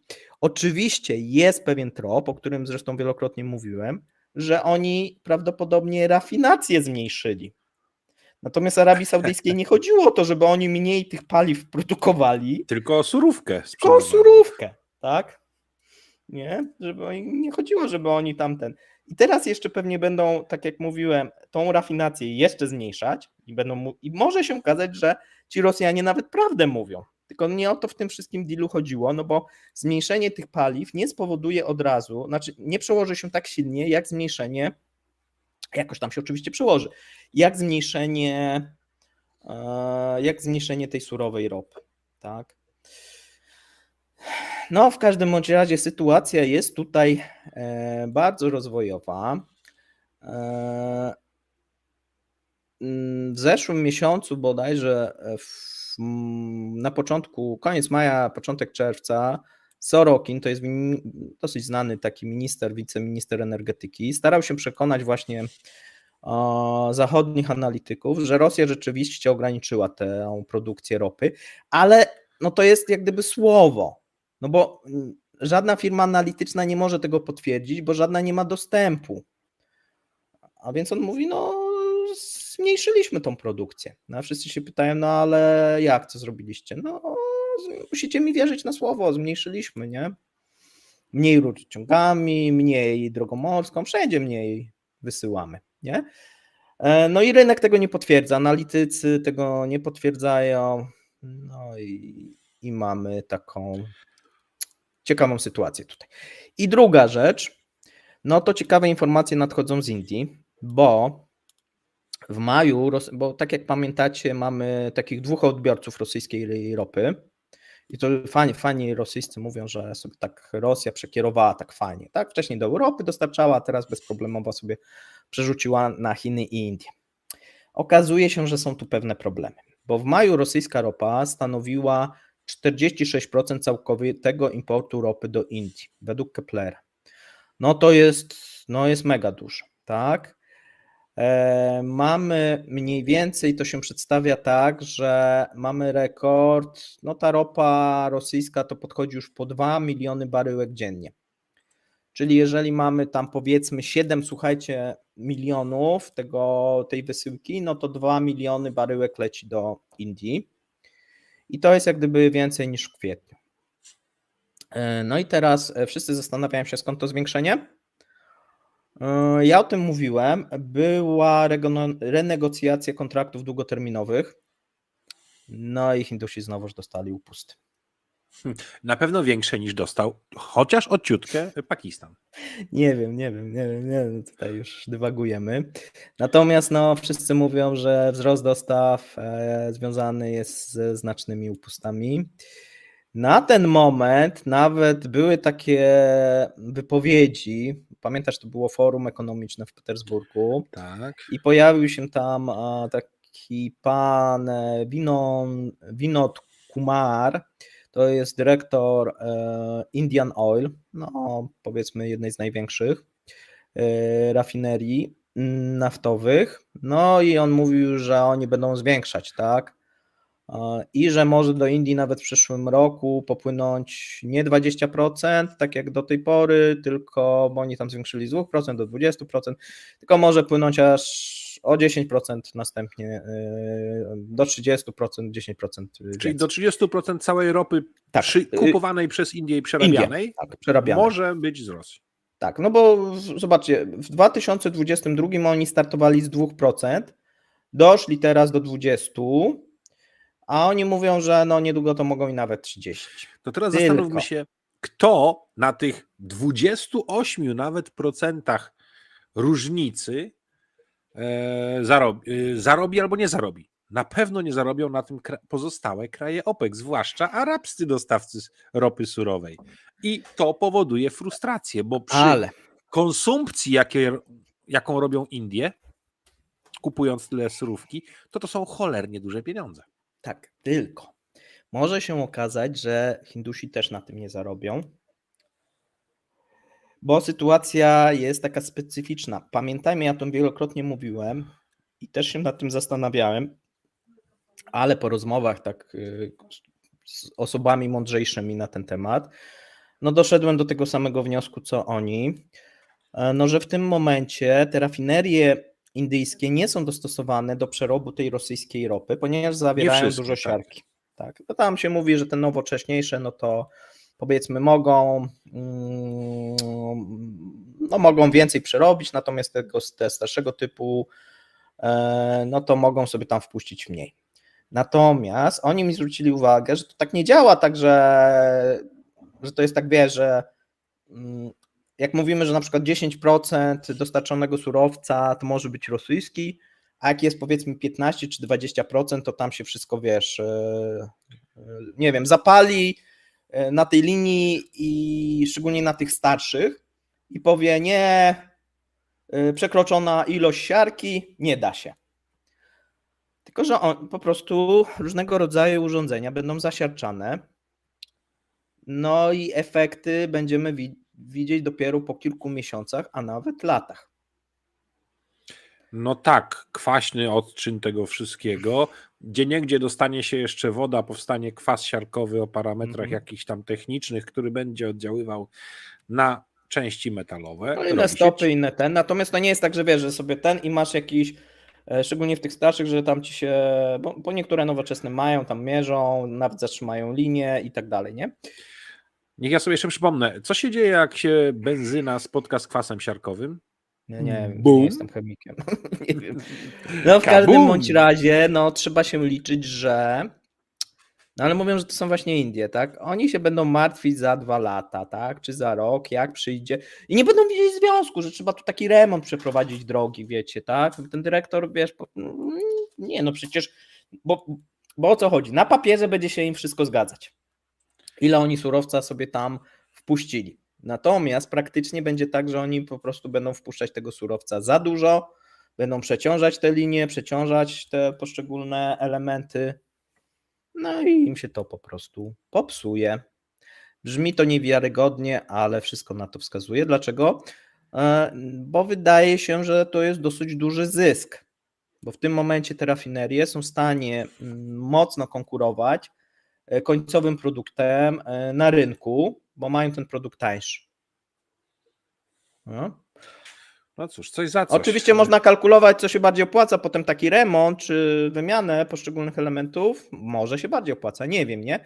Natomiast tam trochę jest inne typu myślenie, tak? No ktoś dostanie premię, wiecie, w takiej firmie, ktoś na tym zarobi pośrednik, no nie? A co będzie za kilka lat, no to już tam, czy powiedzmy za pół roku. Coś w tym O, jest. no tutaj ktoś pisze właśnie, no trochę tak jak tutaj coś pisaliście, a to ty wyświetliłeś się, Cisnek. No, popsuje się, to naprawią. No przecież to nie jest związane z tym, że wpuszczali ruską ropę, no po prostu się popsuło, nie? No jak się popsuło, to trzeba naprawić. Żadnego tutaj związku przecież nie ma. Tak, a tu jest taka Przyczynowo-skutkowego. dosyć techniczna uwaga kogoś, kto trochę o tym wie, ja to w zupełności potwierdzam, że gdy odchodziliśmy od rosyjskiej ropy, to wszystkie nasze rafinerie musiały przestawić procesy obróbki. Zmiana na przykład katalizatorów pewnych, inny czynnik, pewne istotne zmiany, dlatego się mówiło, dane rafinerie pracują na ropie o danych mniej więcej parametrach. I to nie jest żadna przesada. W związku z tym odejście u nas spowodowało technologiczne zmiany i w tym momencie pytanie, czy te technologiczne zmiany zostały wprowadzone w Indiach, wszędzie tam, gdzie się dało, albo gdzie było to konieczne, z powodu wzrostu wykorzystania rosyjskiej ropy, czy też nie. Jak ich stać? No myślę właśnie, że nie. No z tego, co przynajmniej się dowiadujemy, to nie. Natomiast to nie będzie przeszkadzać, myślę, że faktycznie oni mogą i nawet do tych 30% dojść. Tak, a że im się może coś tam, jakaś duża rafineria po drodze popsuje, będą mieli przerwę 3-miesięczną. No, to tam. Takie życie. Takie Ale życie. powiedz mi, wszyscy czekali intensywnie na rynkach ropy i gazu na to przebudzenie w Chinach. Nie widać go. Ciągle się odsuwa w czasie. No mamy najnowszy odczyt PMI-a. No co prawda jest to PMI, ja nie lubię tego wskaźnika, to jest następny wskaźnik, którego nie lubię. To jest wskaźnik optymizmu, tak? Tak. Taki bardzo wymyślony. Tak, znaczy wiesz, w przypadku tych zachodnich krajów to ma jeszcze sens. W przypadku Indii, mówię Indii, Chin, też może trochę. W przypadku Rosji żadnego. W przypadku jakichś innych takich autokratycznych krajów też żadnego, tak? Szczególnie Rosji, no bo oni pytają, tak, jak oni się spodziewają wzrostu zamówień, nie wiem, lepszych cen, no i tak dalej. Ja kiedyś uczestniczyłem w takim badaniu jako menadżer, czy tam dyrektor. Szczerze powiedziawszy, no ma jakiś to sens. No na pewno jeżeli mamy taką sytuację, słuchajcie, i tak się przyjmuje, że jeżeli wskaźnik jest poniżej 50, no to mamy dane recesyjne, tak? No a tu jeżeli chodzi o przemysł przede wszystkim, a on jest istotny w Chinach, bo on generuje w dużej mierze plus eksport, no ale żeby był eksport, no to musi być ten przemysł, który to wyprodukuje, no to on generuje tutaj głównie ten wzrost gospodarczy, no i te pozostałe parametry ekonomiczne. No on jest poniżej 50, jest 49, niby zgodnie z tym, co tam część analityków, natomiast spadł również ten wskaźnik nieprzemysłowy, co prawda on jest powyżej 50, natomiast jest to najgorszy, powyżej 50, tam jest 53, ale jest to najgorszy wynik od początku roku. No jeżeli tak się popatrzy, oczywiście ktoś może powiedzieć, a w Polsce mamy tam niżej czy w Europie, no jasne, tylko że u nas zaczynają te wskaźniki powoli rosnąć, a tam zaczynają ten trend bardziej niepokoi. Nie to, że on tam jest w tym momencie 49 czy 53, tylko że jak gdyby oczekiwania w tych firmach chińskich są takie, że będzie gorzej. I to jest problem, tak? Czyli oni się nie spodziewają ożywienia, tylko recesji albo jakiegoś spowolnienia. To są wewnętrzne dane chińskie. Tak, i to są oficjalne dane chińskie, a więc jeżeli to są oficjalne, a to może być jeszcze gorzej, nie? Natomiast tak jak mówię, ponieważ czy one są oficjalne, czy nieoficjalne, jak gdyby trend, no bo jeżeli nawet powiedzmy, że oni coś tam oszukują, czy no to miesiąc temu też oszukiwali, rozumiecie, tak? No ale jeżeli jest trend taki, że że ten optymizm spada i wszystkim się wydaje, że będzie gorzej niż lepiej, no to trochę jest taka samospełniająca się przepowiednia, tak? Czyli z jednej strony mają jakąś wiedzę, tak? Jakie mają stany zapasów, jakie mają zapytania od klientów i tak dalej, a więc mogą się na tym próbować opierać. Natomiast no, pokazuje, że inaczej. To nie oznacza, że jeszcze Chiny wpadną w jakąś recesję, żeby ktoś mnie też źle nie zrozumiał, ale nie widać, na przykład PMI może pokazać, że nie widać tego ożywienia, no bo tu powinniśmy mieć trend taki, że powiedzmy, nie wiem, tam w styczniu było 43, w lutym było 44, w kwietniu było 47, w czerwcu było 50, nie? Czyli mamy jak gdyby trend wzrostowy. Czyli wszyscy mówią, no na początku roku było słabo, potem trochę zaczęło się poprawiać, teraz jest lepiej, a teraz to ja już się spodziewam, że będzie super, a na jesieni to ja będę tak dużo sprzedawał, że będę zarobiony. No i czegoś takiego nie ma. I co oznacza, że to ożywienie może nie przyjść na jesień. Znaczy już w lato na pewno nie przyjdzie. To na pewno. A mamy jeszcze jedna rzecz. Pamiętajmy, że oni mają trochę inaczej, bo oni powinni mieć to odbicie po-covidowe. Nie? Czyli to, co było w Europie i w Stanach po tym covidzie, u nich powinno być właśnie w tym roku. Dlaczego? No bo oni ten COVID sobie tam trochę przesunęli, tak? Pamiętacie, jak tam to było? I zamykali w zeszłym roku. No i tego odbicia właśnie po-covidowego nie ma. Oczywiście wiele jest czynników, no właśnie to, że wielokrotnie mówiłem, że bez odbicia w Stanach Zjednoczonych, w Europie, to tym Chinom będzie trudno odbić, no i tu sporo mówiło, nie, no przecież Chiny, ja mówię, dobrze, a gdzie będą sprzedawać te produkty, nie? No i trochę wyszło, że tak jest, tak, a więc to jednak te gospodarki są globalne i tutaj jeżeli Europa zwolniły Stany Zjednoczone, no to te Chiny nie mogą się cały czas po tym covidzie odbić, a cały czas nie mają tego rynku wewnętrznego na tyle rozbudowanego, żeby on napędzał, tylko musi to być eksport. No i teraz dochodzę do takich bardzo specyficznych wniosków, z którymi się oczywiście ktoś może nie zgodzić, ale jeżeli się nie poprawi sytuacja ekonomiczna, to rząd chiński będzie pod coraz większym naciskiem, bo rząd chiński dzięki temu, że jest ten wzrost gospodarczy, cały czas eksport rośnie, to ucieka do przodu przed problemami na rynku nieruchomości, nie? No bo jeżeli mamy cały czas wzrost, cały czas zwiększa się, wzrost gospodarczy nie jest związany z zamożnością, ale mamy wzrost i zamożność ludzi się zwiększa, no to można utrzymywać te ceny mieszkań powiedzmy zawyżone, no bo nie będziemy mieli pęknięcia bańki. Natomiast jeżeli w którymś momencie oni przyhamują, to oni mają bardzo poważny problem na tym rynku nieruchomości i ta bańka może im pęknąć. Znaczy ta bańka im już raz pękła, przecież wywaliły się firmy deweloperskie, które były No ale oni kasą zasypali, nie? No tak, zasypali to konkretne setki miliardów dolarów.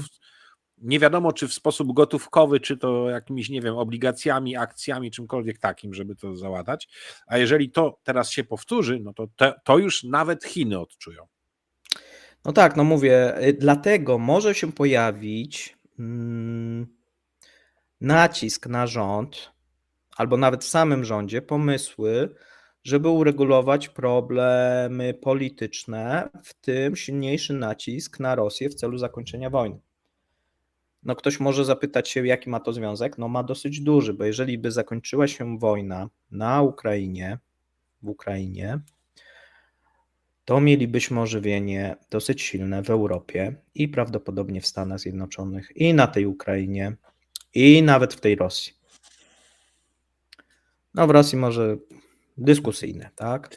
Co by się wtedy wydarzyło, ale ogólnie wszędzie, tak? Czyli te towary chińskie, zmniejszyłoby się ryzyko takie światowe, już by być może przestali gadać o wojnie powiedzmy amerykańsko-tajwańskiej, bo wtedy też można by to było rozładować i tak dalej. Chińsko-tajwańskiej z udziałem Amerykanów. Chińsko-tajwańskiej, tak? A więc, no bo ta ekonomia first, tak? Bo jeżeli nie ma tego wzrostu, no to co z tego, że my sobie tam będziemy chcieli Tajwan, jak my nas powiedzmy może gniew ludu, tak, zmieść, tak, no bo jak tam na przykład ludzie zaczną bankrutować, bo nie będą mogli spłacić swoich mieszkań, jakieś inne klimaty, tak, no to Chiny się pogrążą we własnych problemach. A nie o to przecież chodzi. A więc tu może się pojawić nacisk, żeby tą wojnę po prostu zakończyć. I to będzie nacisk ze strony, której nie mogą Rosjanie olać. Tak, ale wiesz, no to będzie nacisk nie tylko na Rosję, na wszystkich tutaj graczy, na Europę też. Pamiętajmy, że ostatnio Europejczycy wysunęli, czyli mieliśmy komisję, która wysunęła nawet, można powiedzieć, takie żądanie, to nie była prośba, tylko żądanie do Chin, żeby bardziej aktywniej włączyli się właśnie w ten proces pokojowy i nacisnęli na Rosję na wycofanie wojsk.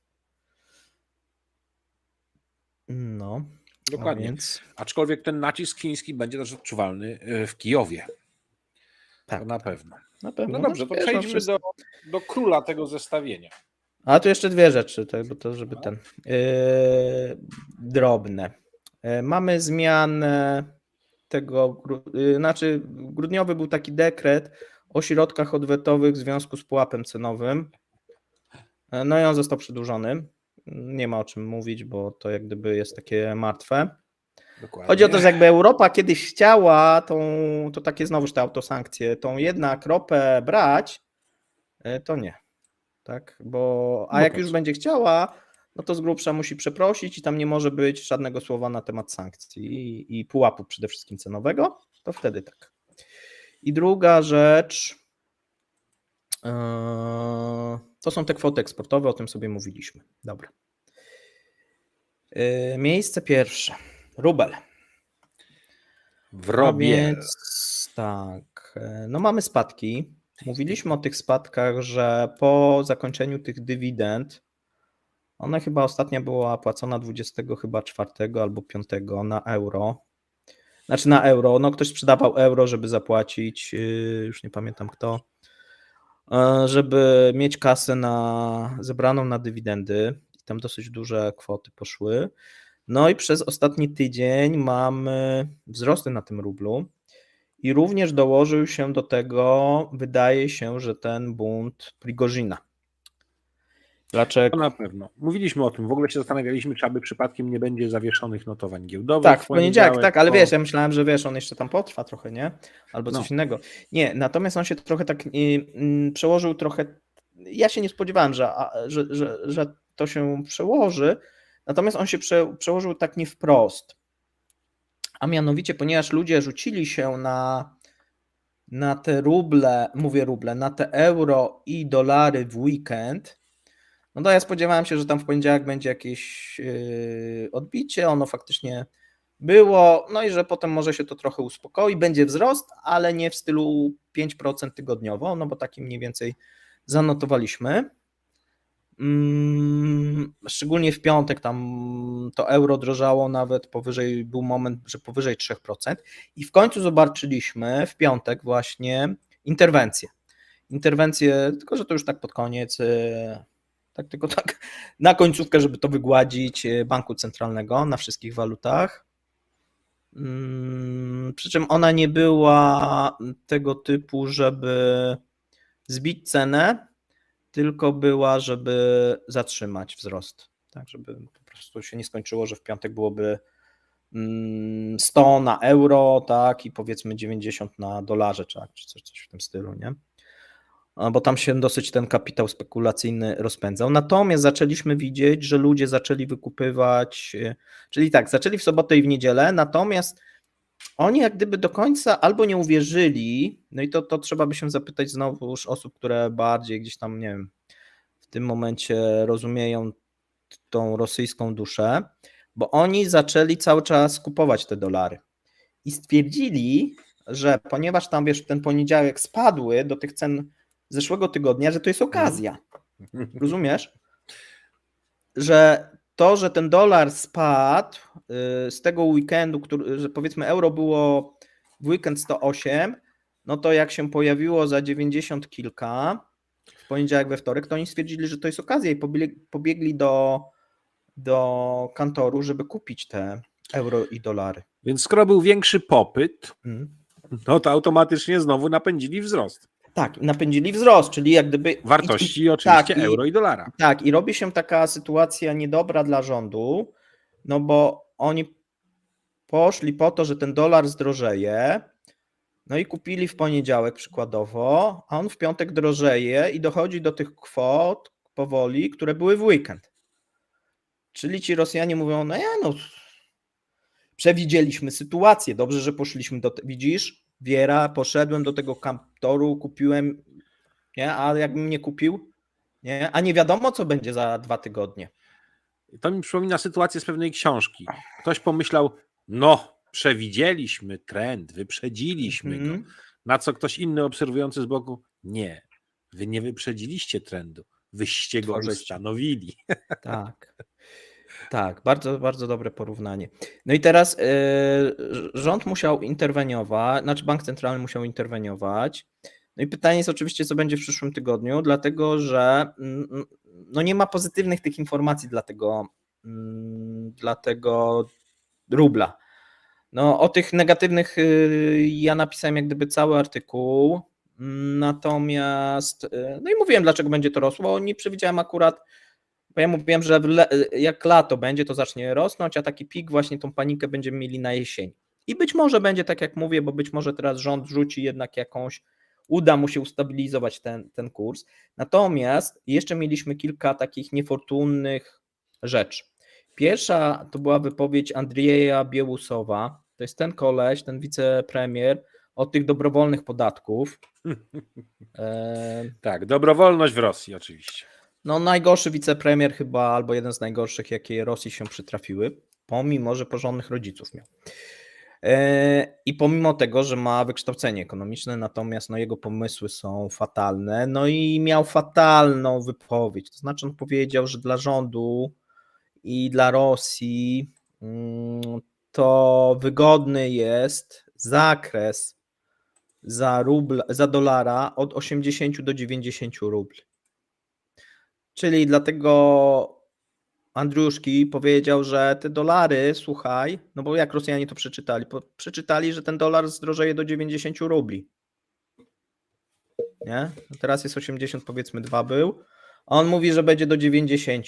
To oni tam nie słuchali tylko słuchali tą końcową kwotę, tak? I również ten kapitał spekulacyjny stwierdził, że do 90 rząd chce, żeby to zdrożało, to nie będzie żadnej interwencji banku centralnego. I faktycznie przez dłuższy czas tak było do tego piątku. A ponieważ no to się zbliża do tych 90 rubli, no to jakaś tam interwencja już teraz była, żeby nie stworzyć paniki. Natomiast no tutaj mamy dosyć ciekawe wypowiedzi tych rosyjskich ekonomistów i tutaj zapraszam Was na ekonomia.rosji.pl, możecie sobie przeczytać. Jest to bardziej opisane. Co oni mówią, nie będziemy wszystkich rzeczy przytaczać.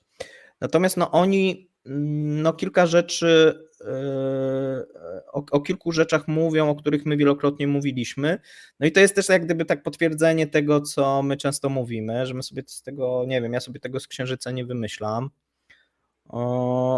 Bo czasami niektóre ich sformułowania no są bardziej nawet rygorystyczne, czy idące dalej, krytykujące może nie otwarcie rząd, no bo to trudno, natomiast no pokazujące, że ta sytuacja gospodarcza w Rosji no jest sporo gorsza niż to, co pokazuje rosyjska propaganda, tak?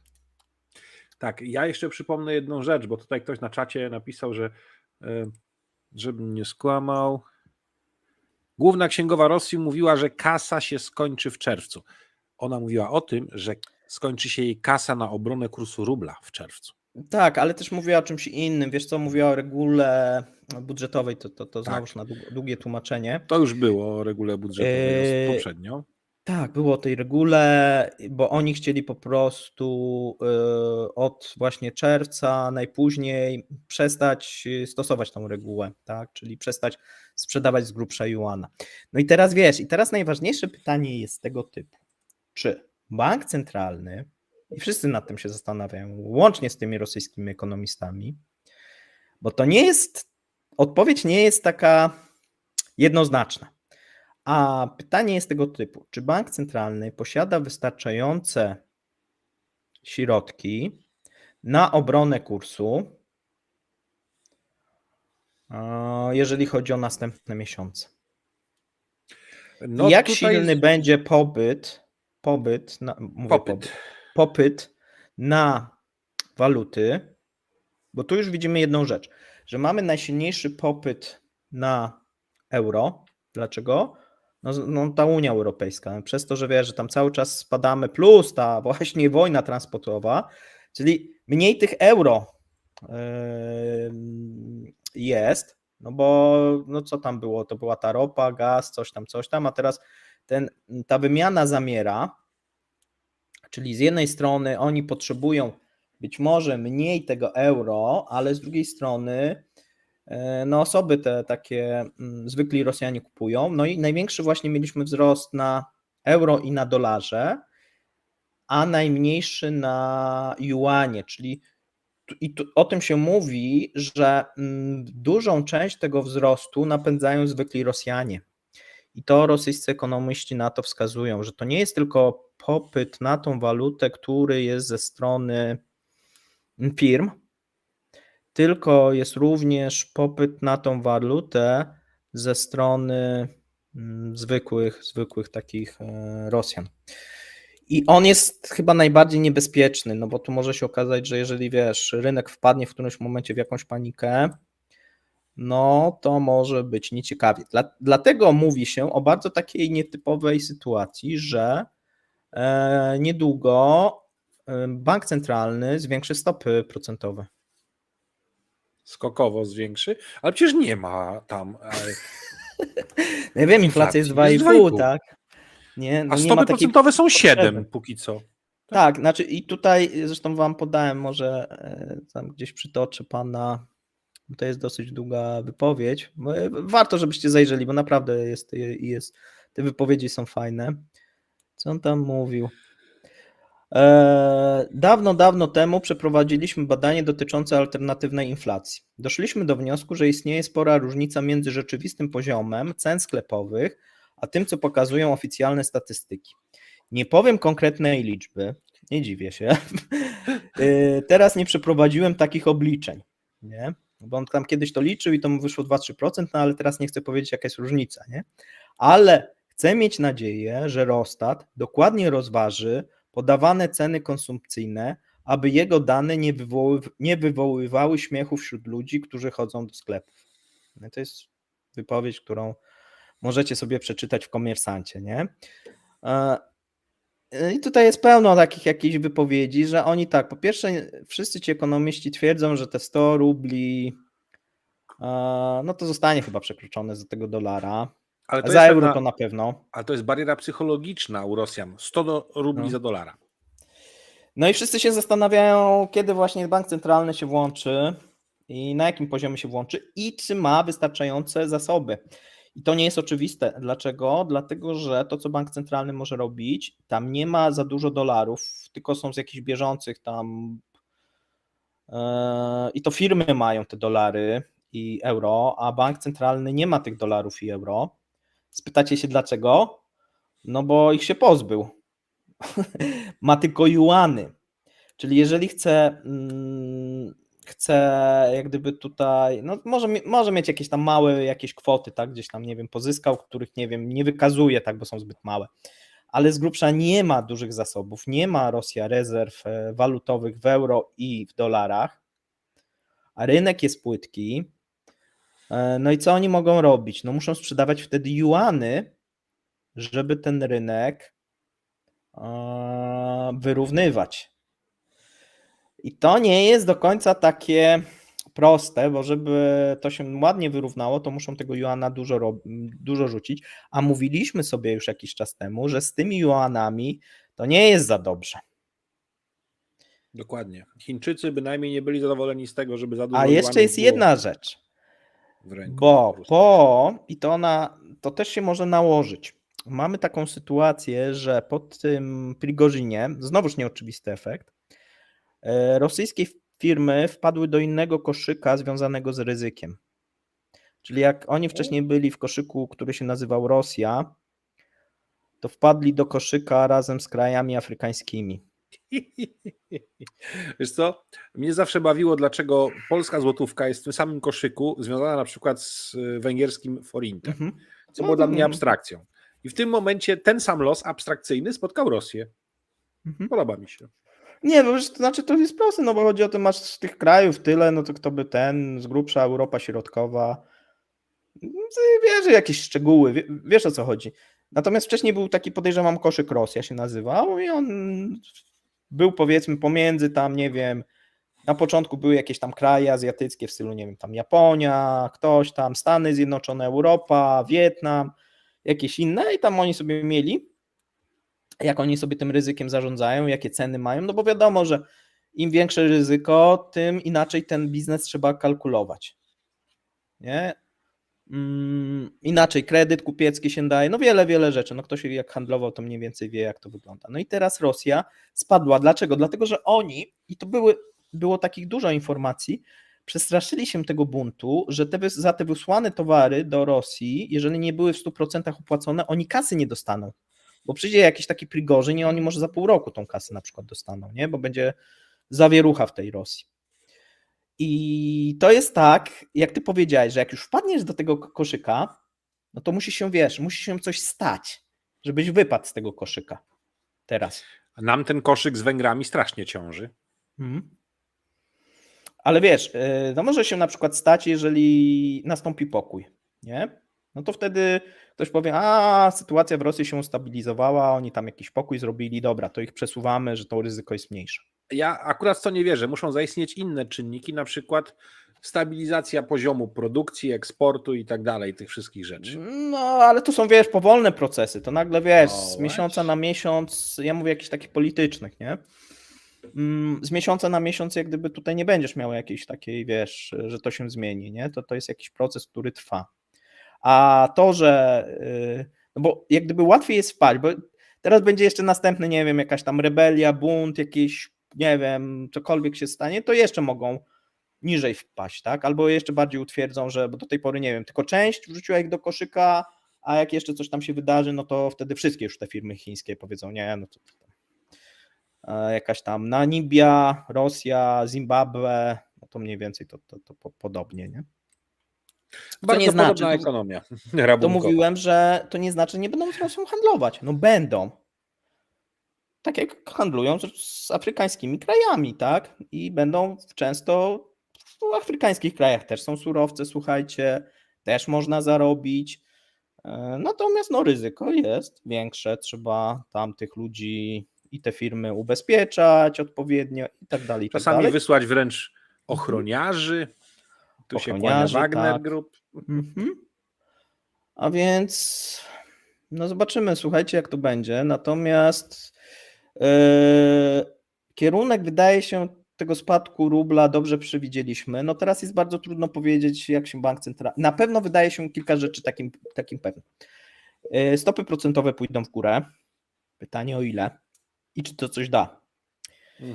Bo to też nie jest takie... Jakiś wpływ powinien mieć, nie? Do tej pory też Elwira miała takie odważne decyzje, które faktycznie stopowały, no bo i teraz też się wszyscy spodziewają, że być może będą jakieś odważne decyzje, czyli pomimo, że inflacja jest 2,5, to ona powie na przykład, że stopy pójdą na 10%, nie? I to będzie zdecydowanie kolidować z polityką rządu. Tak, tylko że to będzie kolidować ze wzrostem gospodarczym i to, o czym mówiliśmy sobie, co rząd, tak, bo jak gdyby te wskaźniki są będą przeciwstawne. No trudno sobie wyobrazić, że mamy, słuchajcie, inflację 2,5 oficjalną, no to wszystko się tak rozpieprza, tak? No bo mamy inflację 2,5, w tą inflację nawet ekonomiści, tak jak słyszycie, rosyjscy nie wierzą, nie wiadomo cholera jest jaka. Mamy spadek na euro rok do roku 70%, czyli coś jest pomiędzy 2,5 a 70. Rozumiesz, ale ile? I masz Rostat, który ci wyskakuje ostatnio za czerwiec z informacją, że ceny żywności spadły o 1%. Ceny żywności spadły im o 1%. Tak. A nie wierzę w to ani trochę, że w liczą. ogóle spadły. No chyba, że Wcale nie ubiegłoroczne ziemniaki w stanie gnilnym, No. jakoś tak. O. No tak, bo oni, wiesz, no jeżeli ci produkty zachodnie wzrosły o 70%, no to jak ci mogła żywność spać o 1%, tak? Szczególnie, że No. Rosja tak za dużo nie produkuje wielu rzeczy, tak? Przetworzonych. Nie? Chyba, że oni liczą, wiesz, że tylko człowiek ten rosyjski pije bimber, ziemniaki i tą cebulę, a cebula zdrożała i ziemniaki zdrożały, a więc z zeszłego roku, że jedzą tą cebulę i te ziemniaki, nie?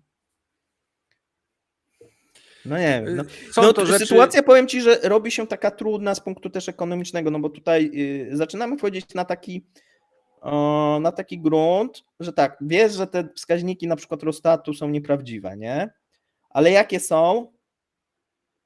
Jak tych rosyjskich, no nikt nie wie, no bo trzeba to by zacząć mierzyć, nie? Ktoś musiałby chodzić do tych sklepów, spisywać te ceny, wiesz o co chodzi, no robić koszyk inflacyjny, taki prawdziwy i zacząć to mierzyć, Tak. No i robić to samo co Rostat, tylko po prostu tam pisać prawdę, nie?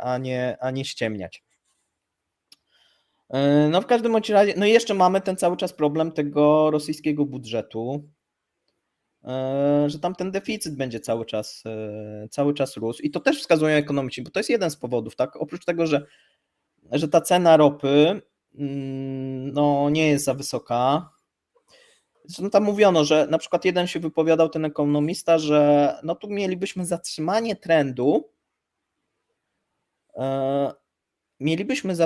trendu, w momencie, kiedy ta ropa by przebiła 80. Nie? No ale się nie zapowiada. Brent. Co? Wzrosła. Brent jest... No ale ile teraz jest Brent? 74. 74, to jednak jest całkiem O 10% sporo. jakby tak O poszło. 10% musiałaby podskoczyć. Tak, w przyszłym na przykład tygodniu, no to wtedy jest szansa, że by się Urals jest po zatrzymał. 54? Tak. Zależy jaki tam kontrakt patrzę, 54 w long termach jest poniżej, tak, w tym momencie. No. A więc wydaje się, że no nic nie wskazuje, żeby ropa poszła, nic nie wskazuje, co tam jeszcze, żeby nagle deficyt się zmniejszył. Nawet jak oni coś będą, wiesz, nawet podejrzewam, że jak oszukają i znowu, że będą tam szacowali, że im się tam zmniejszyło, to nikt w to nie uwierzy. Znaczy, zaczynamy też wchodzić, wiesz, coraz bardziej w taką ekonomię fejkowych wskaźników, bo oni coraz bardziej po prostu te wskaźniki przekłamują. To widać też na przykład przy tym przemyśle. Pomimo tego, że powinni mieć te wzrosty na tym przemyśle wojennym, wojskowym, no to ich nie ma. To tam się też to wszystko im nie klei. Nie? Mamy też na przykład takie rzeczy jak wzrosty wynagrodzeń. Ostatnio o 10%. No ale to nie wiadomo z czego wynikające. No znaczy wiadomo, no po prostu jest inflacja tak wyższa i gdzieś to... Raczej waloryzacja wynagrodzeń, bym powiedział. No.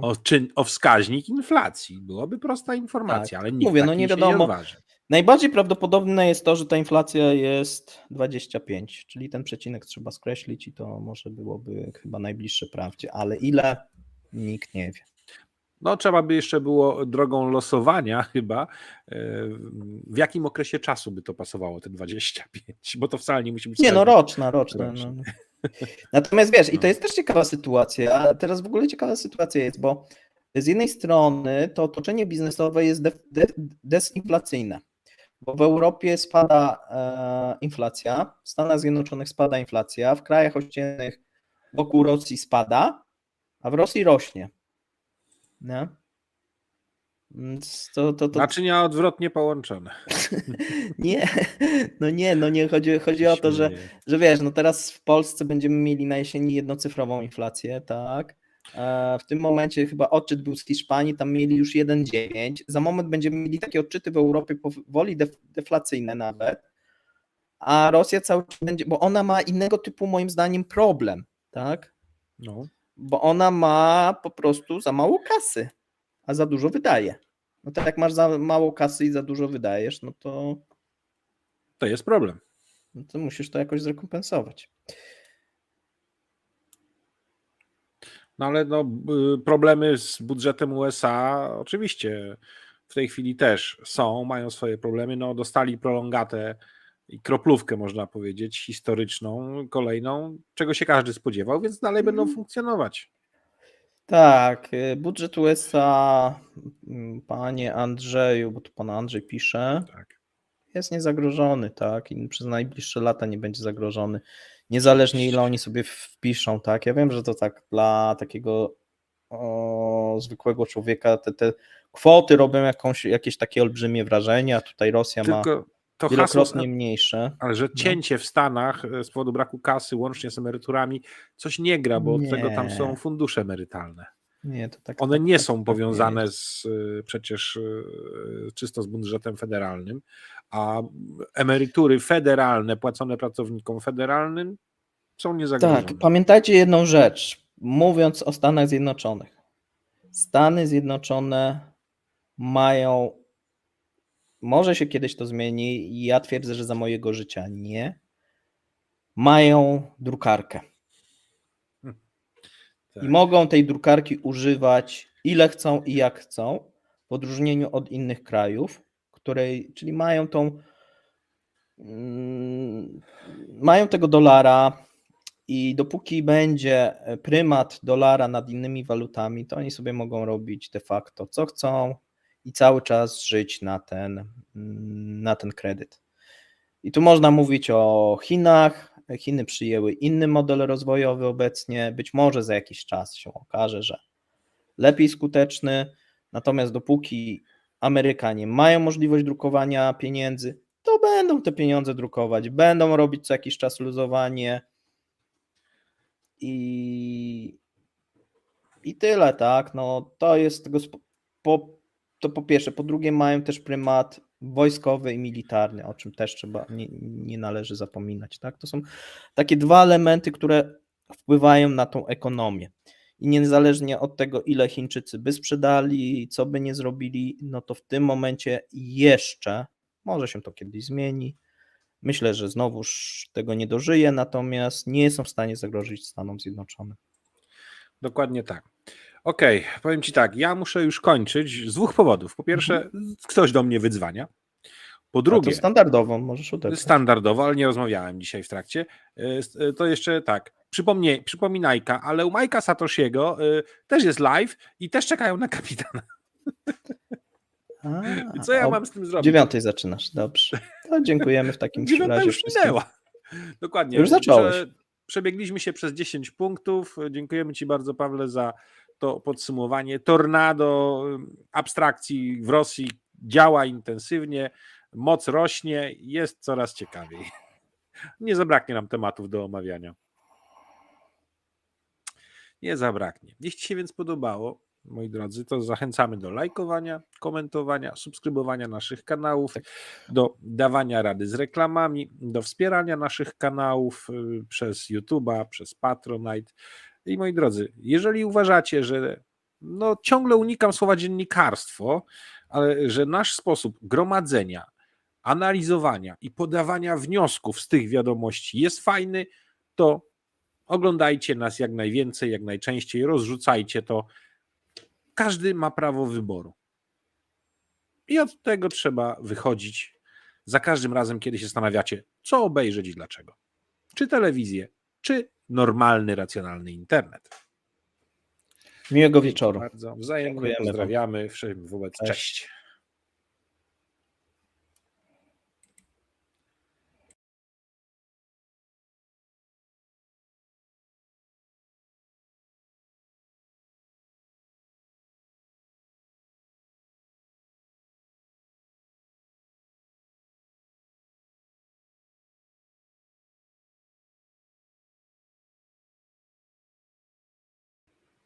Dobra, to ja uciekam. Ten telefon muszę wykonać, a łapiemy się jakoś jutro, pojutrze w pozostałych sprawach. A jak będę teraz w Warszawie, co na pewno nastąpi w tym tygodniu, na pewno do Ciebie zajadę. Dobra, no to dawaj. To pozdrawiam. Na razie, cześć. Dzięki, hej.